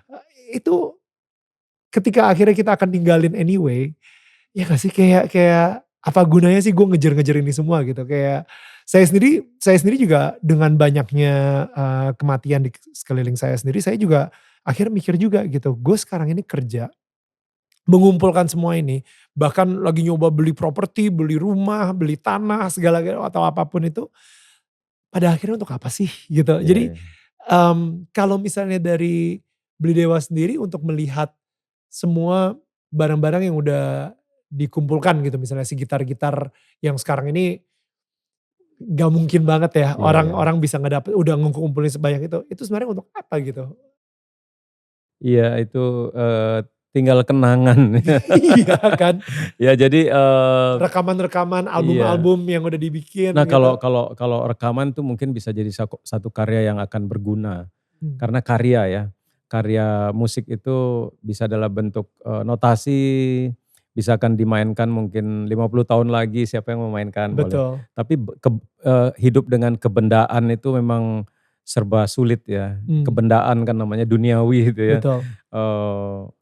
Ya nggak bisa, itu kan ada apa ya, historicalnya itu kan apa ya, banyak bukan cuman koleksi macam-macam lah, nimbun koleksi di rumah itu kan Ya. tinggi. Memang akhirnya banyak orang bilang kalau pendapat orang di Jawa pada umumnya nggak dibawa mati itu bener memang. Ya, tapi pandemi ini memberi pelajaran banyak sekali, banyak hal yang akhirnya memang akhirnya yang paling utama adalah memang yang paling dekat dalam hidup kita gitu. Paling dekat adalah keluarga kecil kita ini, paling dekat, dan tapi kita diuntungkan sebenarnya kalau kalau melihat ya banyak keberuntungan adalah kita dulu kan sering banget pagi-pagi subuh gitu udah di bandara. Kota apa nih, udah kemana lagi. Ya sekarang di rumah terus dan biasanya dulu gua mesti nganter sekolah, tiap pagi mau lagi rekaman di studio, wah nganter sekolah dulu kepotong lagi. Sekarang udah nggak ada istilah itu. Sebetulnya itu hal yang lebih enak jadinya untuk berkarya, ya kan? Lebih enak jadinya. Ya banyak hal yang jadi enak, ketemu keluarga terus-terusan. Buat yang suka sangat Suka enak banget. gitu Iya, loh. betul. Tapi mungkin ada beberapa hal orang yang mungkin sangat kehilangan hal yang lain ya gitu. Iya. Ya yang pasti sih banyak sekali bisa belajar dengan kejadian ini. Terutama untuk keluarga kecil, terus untuk ya keluarga besar juga tentunya, bahwa memang kita kalau ngomongin keluarga besar atau keluarga kecil pun kita udah harus siap semuanya. Es eee eee, Nakutin. pergi itu kan memang, ya memang pasti suatu waktu pergi, yang namanya temen, namanya keluarga, nggak cuman meninggal pergi kan. Ya Iya. kita bisa juga berpisah sama hubungan, udah Iya. hal yang biasa gitu. Betul, betul.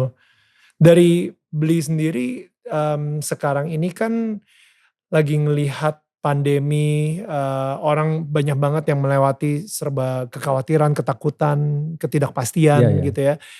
Bagaimana sih, kepercayaan atau keyakinan dari Beli Dewa sendiri untuk menghadapi ini? Misalnya, pemikiran mungkin dari adat Bali atau dari Hindu, untuk mengetahui atau percaya, mempunyai iman bahwa, Sang Pencipta itu akan selalu ngejaga Beli Dewa dan juga keluarga Beli Dewa gitu. Jadi nggak kekurangan deh kayak gitu misalnya. Ya sangat yakin dan harus yakin ya. Kita tetap harus percaya diri, Mmm. dan utama sih memang harus psikis kita harus enak, yang membuat kita sehat kan. Karena sehat itu kan dari pikiran juga, kalau pikiran kita nggak nyaman itu yang buat nggak sehat juga imun kita Ya. nggak baik kan gitu. Jadi memang yang diutamakan kondisi sekarang ini harus berpikir yang baik-baik aja. Cuman memang nggak bisa nyalain ekonomi ya, sangat Iya. sangat berat gitu. Iya.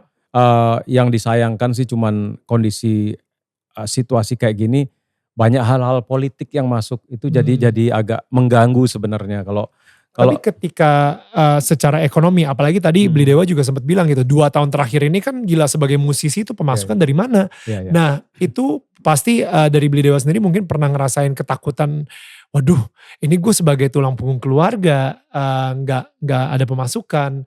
Gimana caranya supaya Beli Dewa nggak overthink itu juga menjadi sesuatu yang kita jadi paralyzed, kita jadi iya kan, kaku gitu. Nggak ngelakuin apa karena saking ketakutan gitu. Kalau ketakutan sih enggak sih, Oke. kalau ketakutan sih enggak. Kalau cuman berpikir, iya sempat berpikir misalnya, wah gila ya nggak, ini gimana lagi nih kita nih gitu. Ya.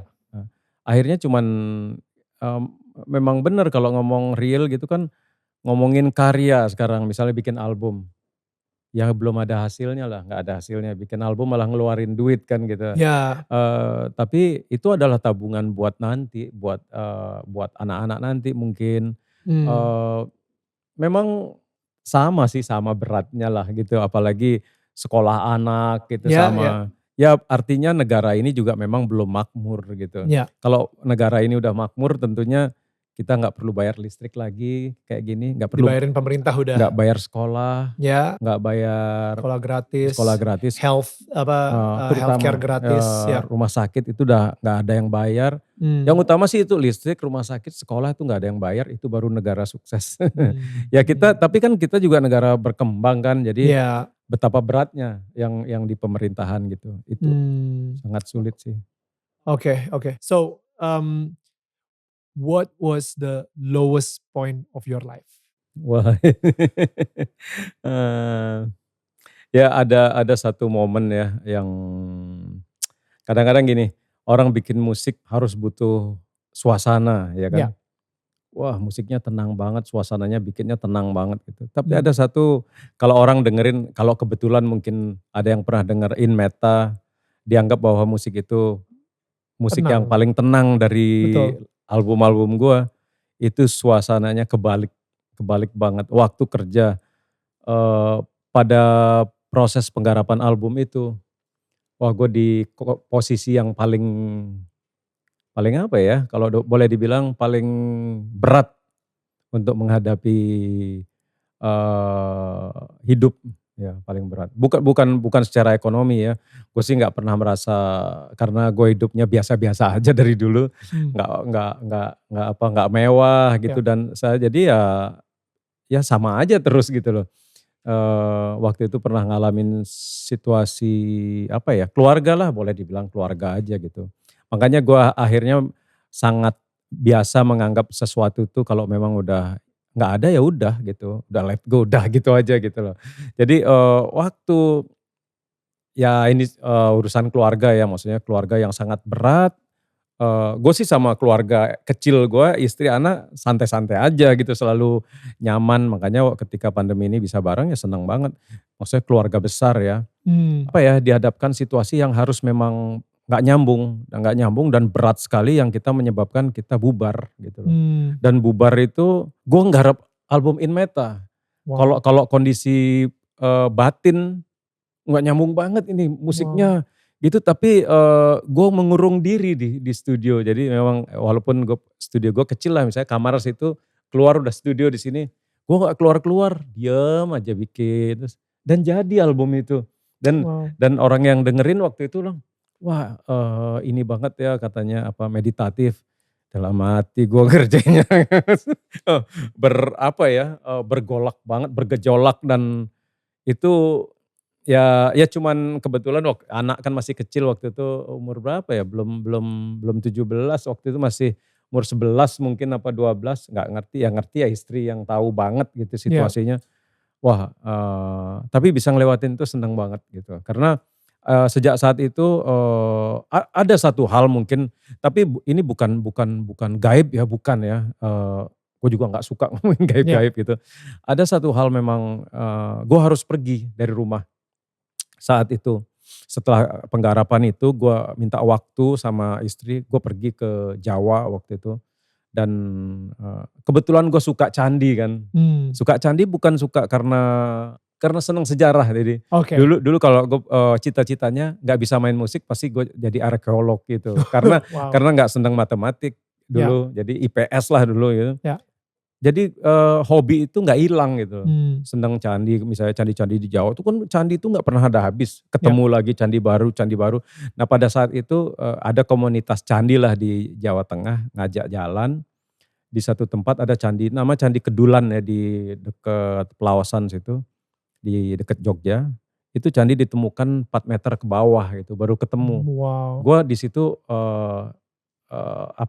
ya kalau dibilang orang meditasi ya mungkin, ya diem aja gue, nggak tahu dapat jawaban tuh semua gue. Gue dapat jawaban, udah lepas semua, lupain aja, udah gitu aja. Karena balik lagi tadi kalau kita nyambung-nyambung, semua itu bisa terjadi, pergi itu pasti ada, pergi itu dengan pergi meninggal, pergi ya sekarang pergi gitu, anggap aja nggak ada udah gitu. Kalau kita itu jadiin pikiran, kita nggak bisa ngapa-ngapain dan itu memang sebuah jalan. Ya. Sebuah jalan. Akhirnya gue di situ punya satu, pendapat dan mungkin sangat orang dengar bisa bilang kurang baik, tapi itu pendapat gue. Bahwa gue terlahir dari, satu ibu hanya numpang lahir gue. Mungkin gue lahir dari kehidupan yang berbeda gitu gue. Menganggap gue dengan keluarga gue gitu. Gue sampai keluar kata-kata gitu. Tapi itu gue yakinin jadi penyelamat Ya. gue. Penyelamat gue. Keluar pemikiran itu yang membuat Ya. gue sehat gitu loh. Wow. Karena kalau enggak gue akan terus-terusan ya istri gue tau lah pasti gue akan puyeng gitu ngidupin. Kalut ngidupin. Karena banyak hal yang gak masuk akal, banyak hal yang ya gak real lah gitu. Contohnya apa yang gak masuk akal sama gak real maksudnya apa? Ya apa ya. Ini bagian mistiknya gitu gaibnya atau maksudnya bagian apa ya? Gak ada istilah goib atau apa namanya. Ya yang semuanya real sih, real dan kita harus dalam hidup itu akhirnya ketemu semuanya bahwa kita jalanin apa yang kita rasakan, kita yakinin gitu. Ya. Cuman memang pasti setiap orang punya pengalaman batin yang beda-beda ketika menghadapi sesuatu masalah. Ya. Nah ketika gue menghadapi masalah itu kebetulan, jadi akhirnya gue anggap bahwa kebetulan gue dapet project album Buddha. Jadi gue harus konsentrasi untuk garap satu musik yang katanya meditatif. Katanya kan memang harus meditatif kan gitu. Terus di saat sebelumnya gue sempat yaitu ke candi-candi itu. Candi-candi itu sih cuman itu hanya sebuah media sih sebetulnya. Betul. Tidak ada apa-apa dengan candi, jadi jangan khawatir bahwa di situ ada mistik, nggak ketemu siapa-siapa kok gitu.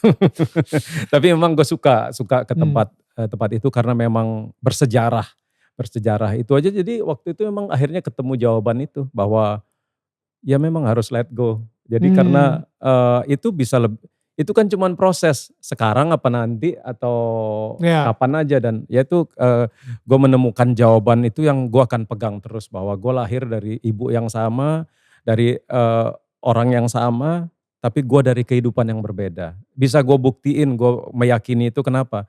Keluarga gue semua orang hukum. Dari kakek gue dulu, bahkan sebelum kakek gue, buyut gue dipanggil sama Raja Klungkung, pindah ke Klungkung sebagai orang hukum juga. Kakek gue adalah hakim pertama di Klungkung. Kalau dilihat di Kertegose itu kerajaan Klungkung, hakimnya itu yang pertama kakek gue itu duduk sebelahnya raja. Bokap gue jaksa gitu. Kakak-kakak gue semua sekolahnya hukum. Gue kok main gitar nih? Ini orang mana sih? Ya memang orang lain gitu loh. Itu aja sih. Jadi ketika punya keputusan itu, yakinilah keputusan lo. Itu karena nggak ada gunanya juga kita meributkan hal itu. Toh juga nanti juga nggak bareng gitu loh. Serangan-serangan apa sih emangnya yang dirasakan saat itu dari Billy sendiri? Sebetulnya gini, ini kan udah kejadian cukup lama waktu itu. Tapi gue karena udah anggap gak ada sebenarnya sih. Sebenarnya udah anggap gak ada, jadi banyak hal yang ya sulit sih gue menjelaskan karena menjelaskan hal yang akan menyambung ke orang lain lagi. Jadi lebih baik ini poinnya aja ketika siapapun mungkin yang pernah mengalami hal yang kalut, yakinilah harus punya jalan. Nggak harus pergi ke dukun itu, enggak juga, nggak harus pergi kemana, lu punya keyakinan kok, lu punya keyakinan tuh maksudnya agama pun ngajarin hal yang baik. Punya cara orang sembahyang itu kan meditasi sebetulnya. Kalau orang, wah meditasi orang Hindu, enggak juga gitu. Orang yoga, orang Hindu, ketika lu diem itu adalah meditasi gitu loh. Di situ lu akan dapat jawaban, nah jawaban itu adalah jalan lu gitu. Jawaban itu akan muncul dengan sendirinya kok gitu. Ketika lu bisa berkonsentrasi diri. Perasaan-perasaan seperti apa sih yang timbul saat itu ketika apakah ada rasa takut juga, ada rasa saat itu kayak aduh gue mungkin malu kali, kayak wah ini karena berhubungan sama keluarga besar nanti gue malah bikin malu keluarga gitu misalnya atau apa. It's like perasaan seperti apa yang saat itu Beli Dewa rasakan gitu? Gue enggak pernah ada rasa malu atau apa, enggak sih sebetulnya. Cuman gimana ya, sulit menjelaskan. Iya gue juga nebak-nebak sih sulit menjelaskan situasinya karena ada satu kehidupan yang masuk ke dalam kehidupan gua gitu loh. Maksudnya terus akhirnya melibatkan keluarga gua sendiri gitu loh. Dan akhirnya keluarga gua harus gua lepas gitu. Mungkin kayak gitu. Jadi Jadi ya udahlah nggak Bukan keluarga kecil ya? Maksudnya ini kita ngomongin keluarga besar gitu. ya gue punya keluarga kan keluarga besar itu adalah yang gue anggap kalau di Bali kan kita mungkin bedanya orang Bali sama orang ini bukan membedakan kesukuan enggak sama sekali. Adat lah, tradisi. Adat di Ya. Bali itu tradisi kan masih kuat. Kalau orang di Bali itu nggak ada yang namanya keluar dari rumah. Itu Ya. istilah itu kayak sedikit gitu loh. Kita punya rumah pokok ini misalnya rumah di jalan A, nomor A. Itu rumah dari leluhur itu. Betul. Buyut, kakek ya di situ terus nih. Dia beranak nanti pindah ke Denpasar, pindah ke Jakarta. Ketika odalan itu adalah periode setiap odalan itu setiap 6 bulan atau 7 bulan kalender Jawa.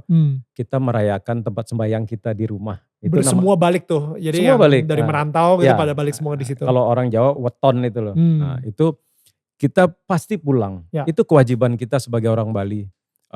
Kalau nggak bisa pulang kayak besok nih Rebo kan gue harusnya pulang. Odalan di rumah. Kita dari jarak jauh bisa. Tapi mungkin sama kayak orang datang ya bukan menyamakan. Silaturahmi gitu misalnya. Ya datang. Nah kalau orang lain kan di Jawa kan orang urban ke Jakarta dia udah nggak punya rumah di kampungnya kan. Banyak yang begitu kan. Rumah pokoknya di mana? Udah ada keluarga gue udah mencari. Nah di Bali tradisi itu nggak bisa lepas. Jadi itu harus terus dijalanin seperti itu. Jadi itulah yang menguatkan sebetulnya. Balik lagi ke kasus gotong royong itu. Betul. Di Bali kan ada Banjar, gotong royong itu Betul. semua menyatu gitu. Tapi hal-hal itu ternyata bisa juga dilepaskan dengan situasi yang. Wow. Gitu. Ngelepas itu berarti apakah ngelepas kasta juga gitu? Enggak ada hubungan sama kasta dan lain-lain. Kalau kasta itu kan warna ya, enggak sih sebetulnya itu. Oke. Kalau ya lebih ngelepas hubungan aja, hubungan lu sama gue ya udah deh, enggak ya gitu aja. Oke.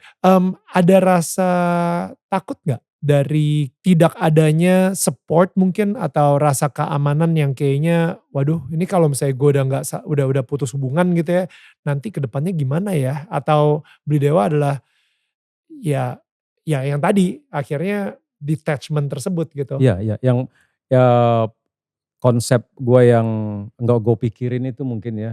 Ya udah deh gue nggak pikirin, itu mungkin membuat gue nggak terlalu stres orangnya dari dulu. Ya. Sempat kalut itu cuman sesaat itu, prosesnya hampir hitungan tahun juga sih itu proses itu. Wow. Karena sampai melibatkan istilahnya kakak-kakak semua Ya, gitu. ya, Jadi ya. akhirnya ya kan kalau kayak gitu nggak ada salah benar, semua orang merasa benar kan kayak gitu kan. Betul.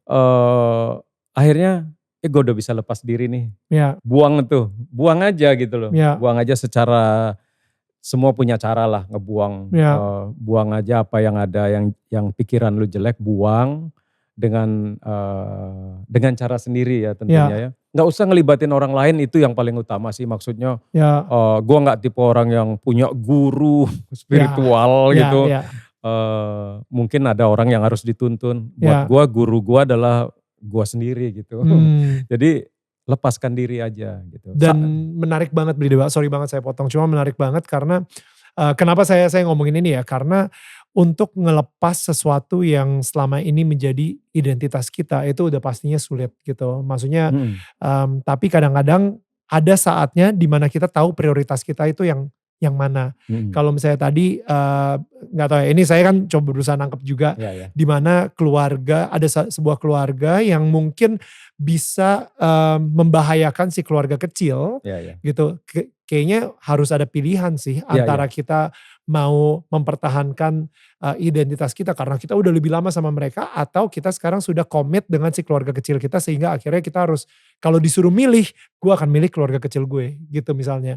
Dan let go, melepas si identitas itu udah pasti sesuatu yang sangat sulit banget dan bakal bikin kalut tadi itu dan takut pasti. Tapi emang bukan kebetulan saat itu Beli Dewa juga lagi rekaman album Buddha in Meta tersebut dan sampai akhirnya diajakin juga ke Candi. Itu kayaknya sang pencipta lagi pengen ngobrol gitu, lagi pengen apa ya, nyentuh hatinya Beli Dewa juga kali. Ya bisa jadi karena gini, kok saat-saat itu semua nyambung gitu loh. Ketika gue suka ke Candi, dapet itu di Kedulan itu tadi cerita. Ketika gue pernah ke satu candi di Jawa Tengah, Ada orang yang bilang, "Loh udah ditunggu udah lama sekali nggak kesini, kapan gue kesini?" Gitu loh. Jadi kayak hal-hal kayak gitu itu, Ya. ya mungkin itu dianggap itu sebuah mistik mungkin, atau mungkin itu dia bisa juga ngarang ngomong kan bisa juga. Tapi gue cuman semua kaitkan, ini tempat, ya mungkin tempat gue di sini ya dulu gitu. Jadi kalau Hmm. orang percaya dengan sebuah Reinkarnasi gitu misalnya. reinkarnasi, ada yang percaya ada yang enggak kan. Ya. Ada reinkarnasi itu sama dengan samsara sama ya. Itu Hmm. kalau dikaitkan, oh mungkin tempat gue di sini dulu ya. Dulu pernah kelahiran gue dulu di sini. Ya ternyata gue dilahirkan di Bali. Ya mungkin gitu. Mungkin Hmm. jadi tapi dianggap yang paling utama adalah dianggap enteng aja. Ya setiap orang caranya beda-beda. Tapi gue bisa Hmm. melewatin waktu itu dan mungkin satu hal yang membuat bisa ngelewatin, nggak terlalu mikir itu. I think yang lu bisa ngelewatin karena lu let go.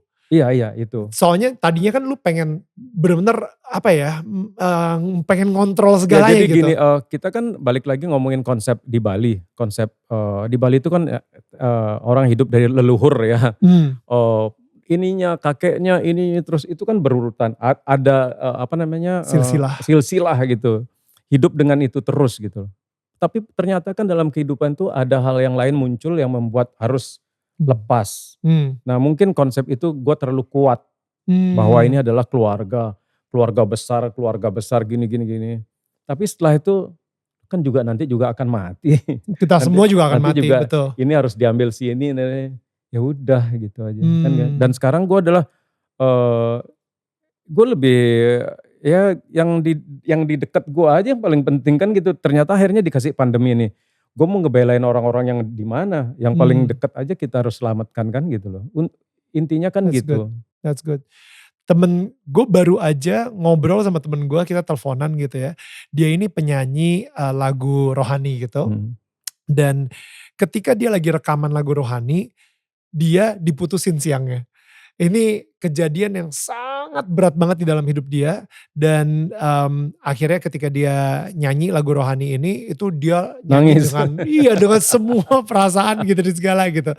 Tapi ketika orang dengerin, semua pada merinding, semua pada yang kayak, Iya "Kok gue iya. bisa ngerasain ya?" Mhm. Tiba-tiba ada soul-nya, Iya iya tiba-tiba iya. ada, apa ya, kayak emosinya gitu di situ. Jadi mungkin ketika In ngerekam Meta, iya, album album In In Meta. Meta tersebut, emang apa, nggak boleh album yang biasa-biasa aja, harus album yang Iya. penuh dengan emosi, Iya mungkin. album yang penuh dengan karena tadi saya dengerin di YouTube aja ketika saya dengerin, merinding juga saya yang sama, Ime. Ini. Itu merinding banget, saya kayak, "Gila ini kok Iya. bisa tenang gini ya gue ya?" Gitu. Jadi kayak ada spiritnya juga yang saat itu lagi menenangkan Beli Dewa juga dan itu masuk juga dari lagu itu Ya gitu. bayangannya kan kalau lagi kondisi itu nggarap lagu rock gitu ya, wah Iya. ternyata ternyata hidup itu, ya itu plus minus atau pro kontra ya, Ya, bisa terjadi itu. ya, Satu hal yang apa, keras bisa membuat tenang atau yang tenang bisa buat keras, bisa aja semua. ya, ya. So, saya pengen ngomongin soal samsara tadi itu. Hmm, Samsara itu, saya jujur, yang saya tahu konsep samsara adalah reinkarnasi. ya. Gitu. Kalau dari saya percaya, jadi saya pernah baca buku, judulnya Falling Upward. Itu dari Father Richard Rohr, itu Hmm, namanya. Nah, dia bilang proses reinkarnasi atau proses samsara itu sebenarnya terjadi dalam satu kehidupan kita gitu, di mana, kita selalu ada 2 kehidupan. Yang hmm, pertama adalah kehidupan kita sebelum kita, mungkin tobat lah atau mungkin di hmm, muslim itu hijrah atau di iya iya. Kristen juga lahir baru, atau ya mungkin reinkarnasi ketika kita sadar dan ada the second life-nya gitu. Jadi maksudnya, fase kedua dari kehidupan kita. Tapi kalau misalnya dari, Beli Dewa sendiri, Beli Dewa sangat mempercayakan banget bahwa samsara itu adalah reinkarnasi dari kehidupan sebelumnya. Itu jadi boleh dijelasin nggak konsep seperti apa ya? Samsara membawa nikmat. Bukan itu, plesetan itu bukan. Enggak, jadi, ya yang percaya, reinkarnasi ya samsara itu sebetulnya kan sengsara mungkin ya. Karena itu hidup terus kan, hidup lagi. Jadi, ketika orang, diberi kehidupan lagi nanti, itu adalah saatnya untuk memperbaiki diri. Gitu, untuk memperbaiki. Ketika dia bisa menyatu benar-benar kekal, yaitu bisa ke nirwana, itu udah selesai Ya, gitu. ya, Yang gue tahu sih seperti itu. ya. Jadi reinkarnasi itu konsepnya seperti itu. Mungkin di dalam Hindu tidak mengenal apa sorga, apa neraka, mungkin enggak, mungkin tapi sistemnya seperti itu. Itu cuman cara ya. Cara. Tapi dari semua, sekarang ini kan Beli Dewa ini udah bersinggungan dengan semua agama mungkin. Muslim sangat dekat Ya, ya. banget gitu ya, dan dari Album Nasrani juga. Konghucu belum. Album Konghucu belum gitu kan ya. Kalau misalnya Anda orang Konghucu dan sedang menonton ini, DM segera ya. Dan ya itu akhirnya setelah ngelihat ini semua dari Buddha, Hindu, how do you see? Maksudnya ngelihat surga dan neraka mungkin, atau ngelihat hatinya Sang Maha Pencipta, itu seperti apa sekarang ini? Wah, pertanyaannya menarik ini. Berat banget, sorry. Berat, pencipta ya. Ya gue sangat menghormati semua orang, bahkan orang yang nggak percaya Tuhan pun saya menghormati. Right, Karena itu adalah cara setiap orang. betul. Yang paling utama, gue tuh kenapa ya lebih senang melihat orang perilaku aja deh gitu, Ya, ya, attitude-nya aja ini. Itu aja poin satu sih gitu. ya, Nah yang lain-lain tapi gue sangat percaya Tuhan gitu. ya, ya. Maksudnya gue respect buat semua orang gitu. Ini setiap orang tentu beda-beda ya. Jadi kalau dari gue mungkin cuman melihat ini adalah kayak di lagu Satu Jalan itu aja yang Ya, sama Trie Utami. ya tahun lalu awal pandemi. Itu bukan membahas soal pandemi sebetulnya, itu lebih ngomongin kita harus bersatu dan punya satu tujuan, satu jalan. Betul. Dan kita adalah walaupun kita nama Tuhannya beda-beda, kembali ke kebinekaan itu sebetulnya. Betul. Tujuannya sama, jalannya aja beda-beda, mungkin lewat fluid, lewat sini, ada yang naik mobil, naik gini. Betul.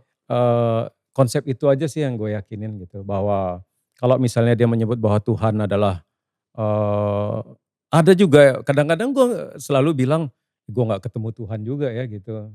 Jadi kadang-kadang misalnya bilang, kapan ketemunya? Jadi gue lebih memikirkan yang gue pernah ketemu. Misalnya gue pernah kenal kakek gue sangat hormat kakek gue.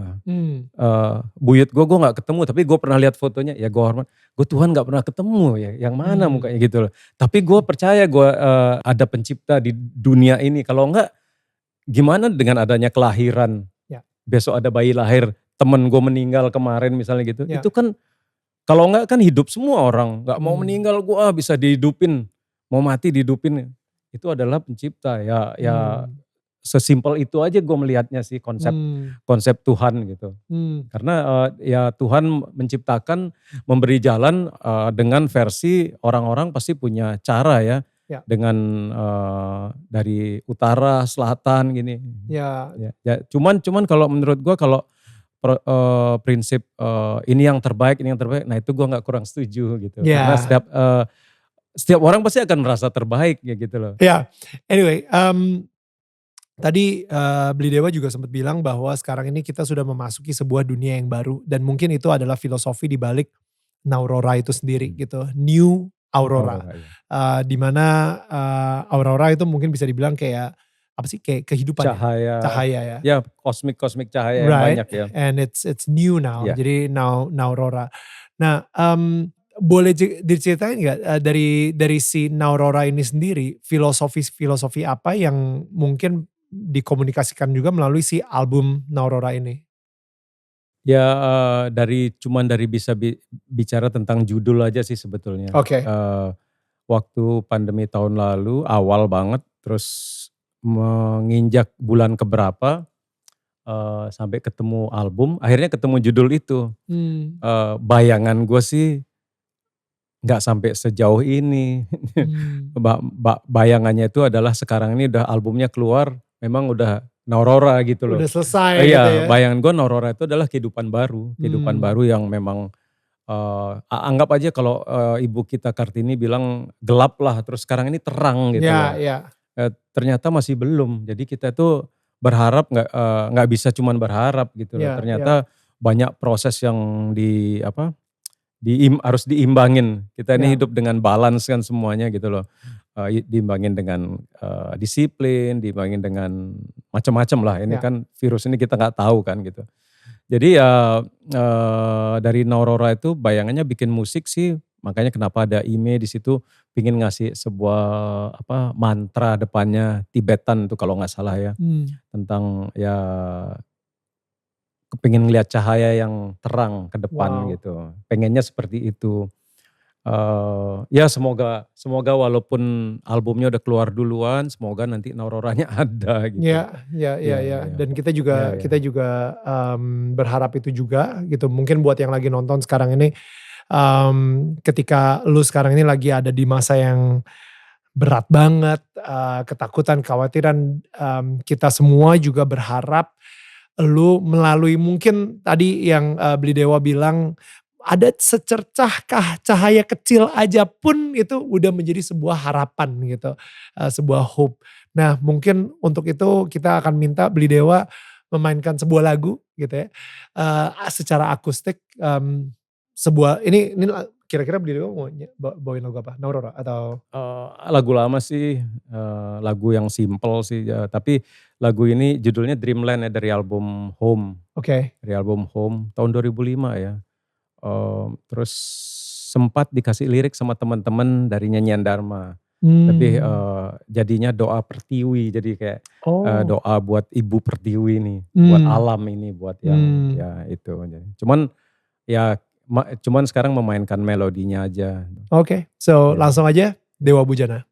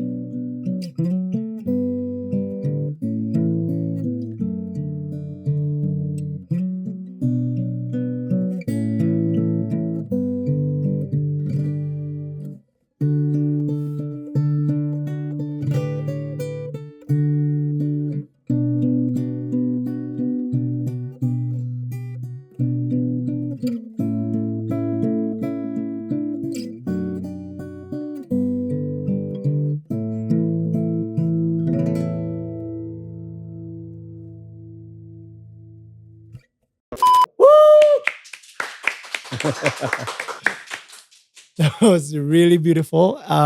Beli Dewa, thank you banget udah mampir main di Daniel Tetangga Kamu. Seneng banget. Asli, gue juga seneng banget. I mean, ini Gue yang minta loh ini. Gak perlu dikasih tahu juga yang bagian itunya. Tapi itu bener loh, ini aset Indonesia gitu kan. Wow, Iya, ya. udah kayak gedung, batik, rendang, Dewa Bujana. Aduh, Monas dong rendangnya. So it's such an honor bisa ada seorang Dewa Bujana di sini. Kita udah ngobrol-ngobrol, ngebagi-bagiin, dan mudah-mudahan pembicaraan kita ini bisa menguatkan kalian. Pembicaraan kita ini bisa memberikan kalian harapan. Dan kalau misalnya ada sebuah quote atau kata-kata yang kayaknya bisa kena banget di salah satu tetangga yang kamu sayangin yang saat ini lagi mengalami hal yang sama, untuk letting go misalnya, atau ya banyak banget sih tadi yang kita udah bicarain ya, untuk menginspirasi mereka, untuk reach out ke orang-orang yang mungkin mereka ngerasa ini levelnya lebih tinggi, tapi ya jangan terlalu overthinking, jangan minder, sikat aja langsung, DM aja langsung, siapa tahu aja dijawab ya kan, siapa tahu aja direspon, dan akhirnya sekarang punya album-album bersama si gestar-gestar di dunia yang mendunia ini gitu. So please share this video ke mereka, dan pastikan juga kalau misalnya kalian belum ngelakuin, klik subscribe.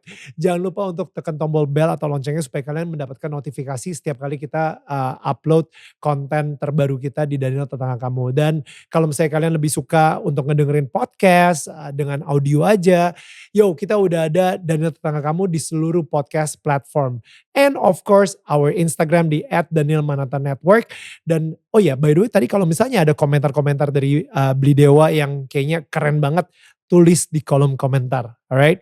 Dan lu misalnya lagi pengen curhat, lu lagi menghadapi masalah yang begitu berat di dalam hidup lu, lu bisa sharing juga di kolom komentar. Dan siapa tahu aja kalau misalnya ada orang yang ngeliat, kamu yang lagi nonton, lu ngeliat ada di kolom komentar, lu ngerasa tergerak untuk mendoakan, tulis langsung di kolom komentar juga bahwa lu lagi mendoakan orang tersebut. Siapa tahu itu bisa menyelamatkan nyawa dia gitu kan, bahwa kita sendiri di sini masih memikirkan dia.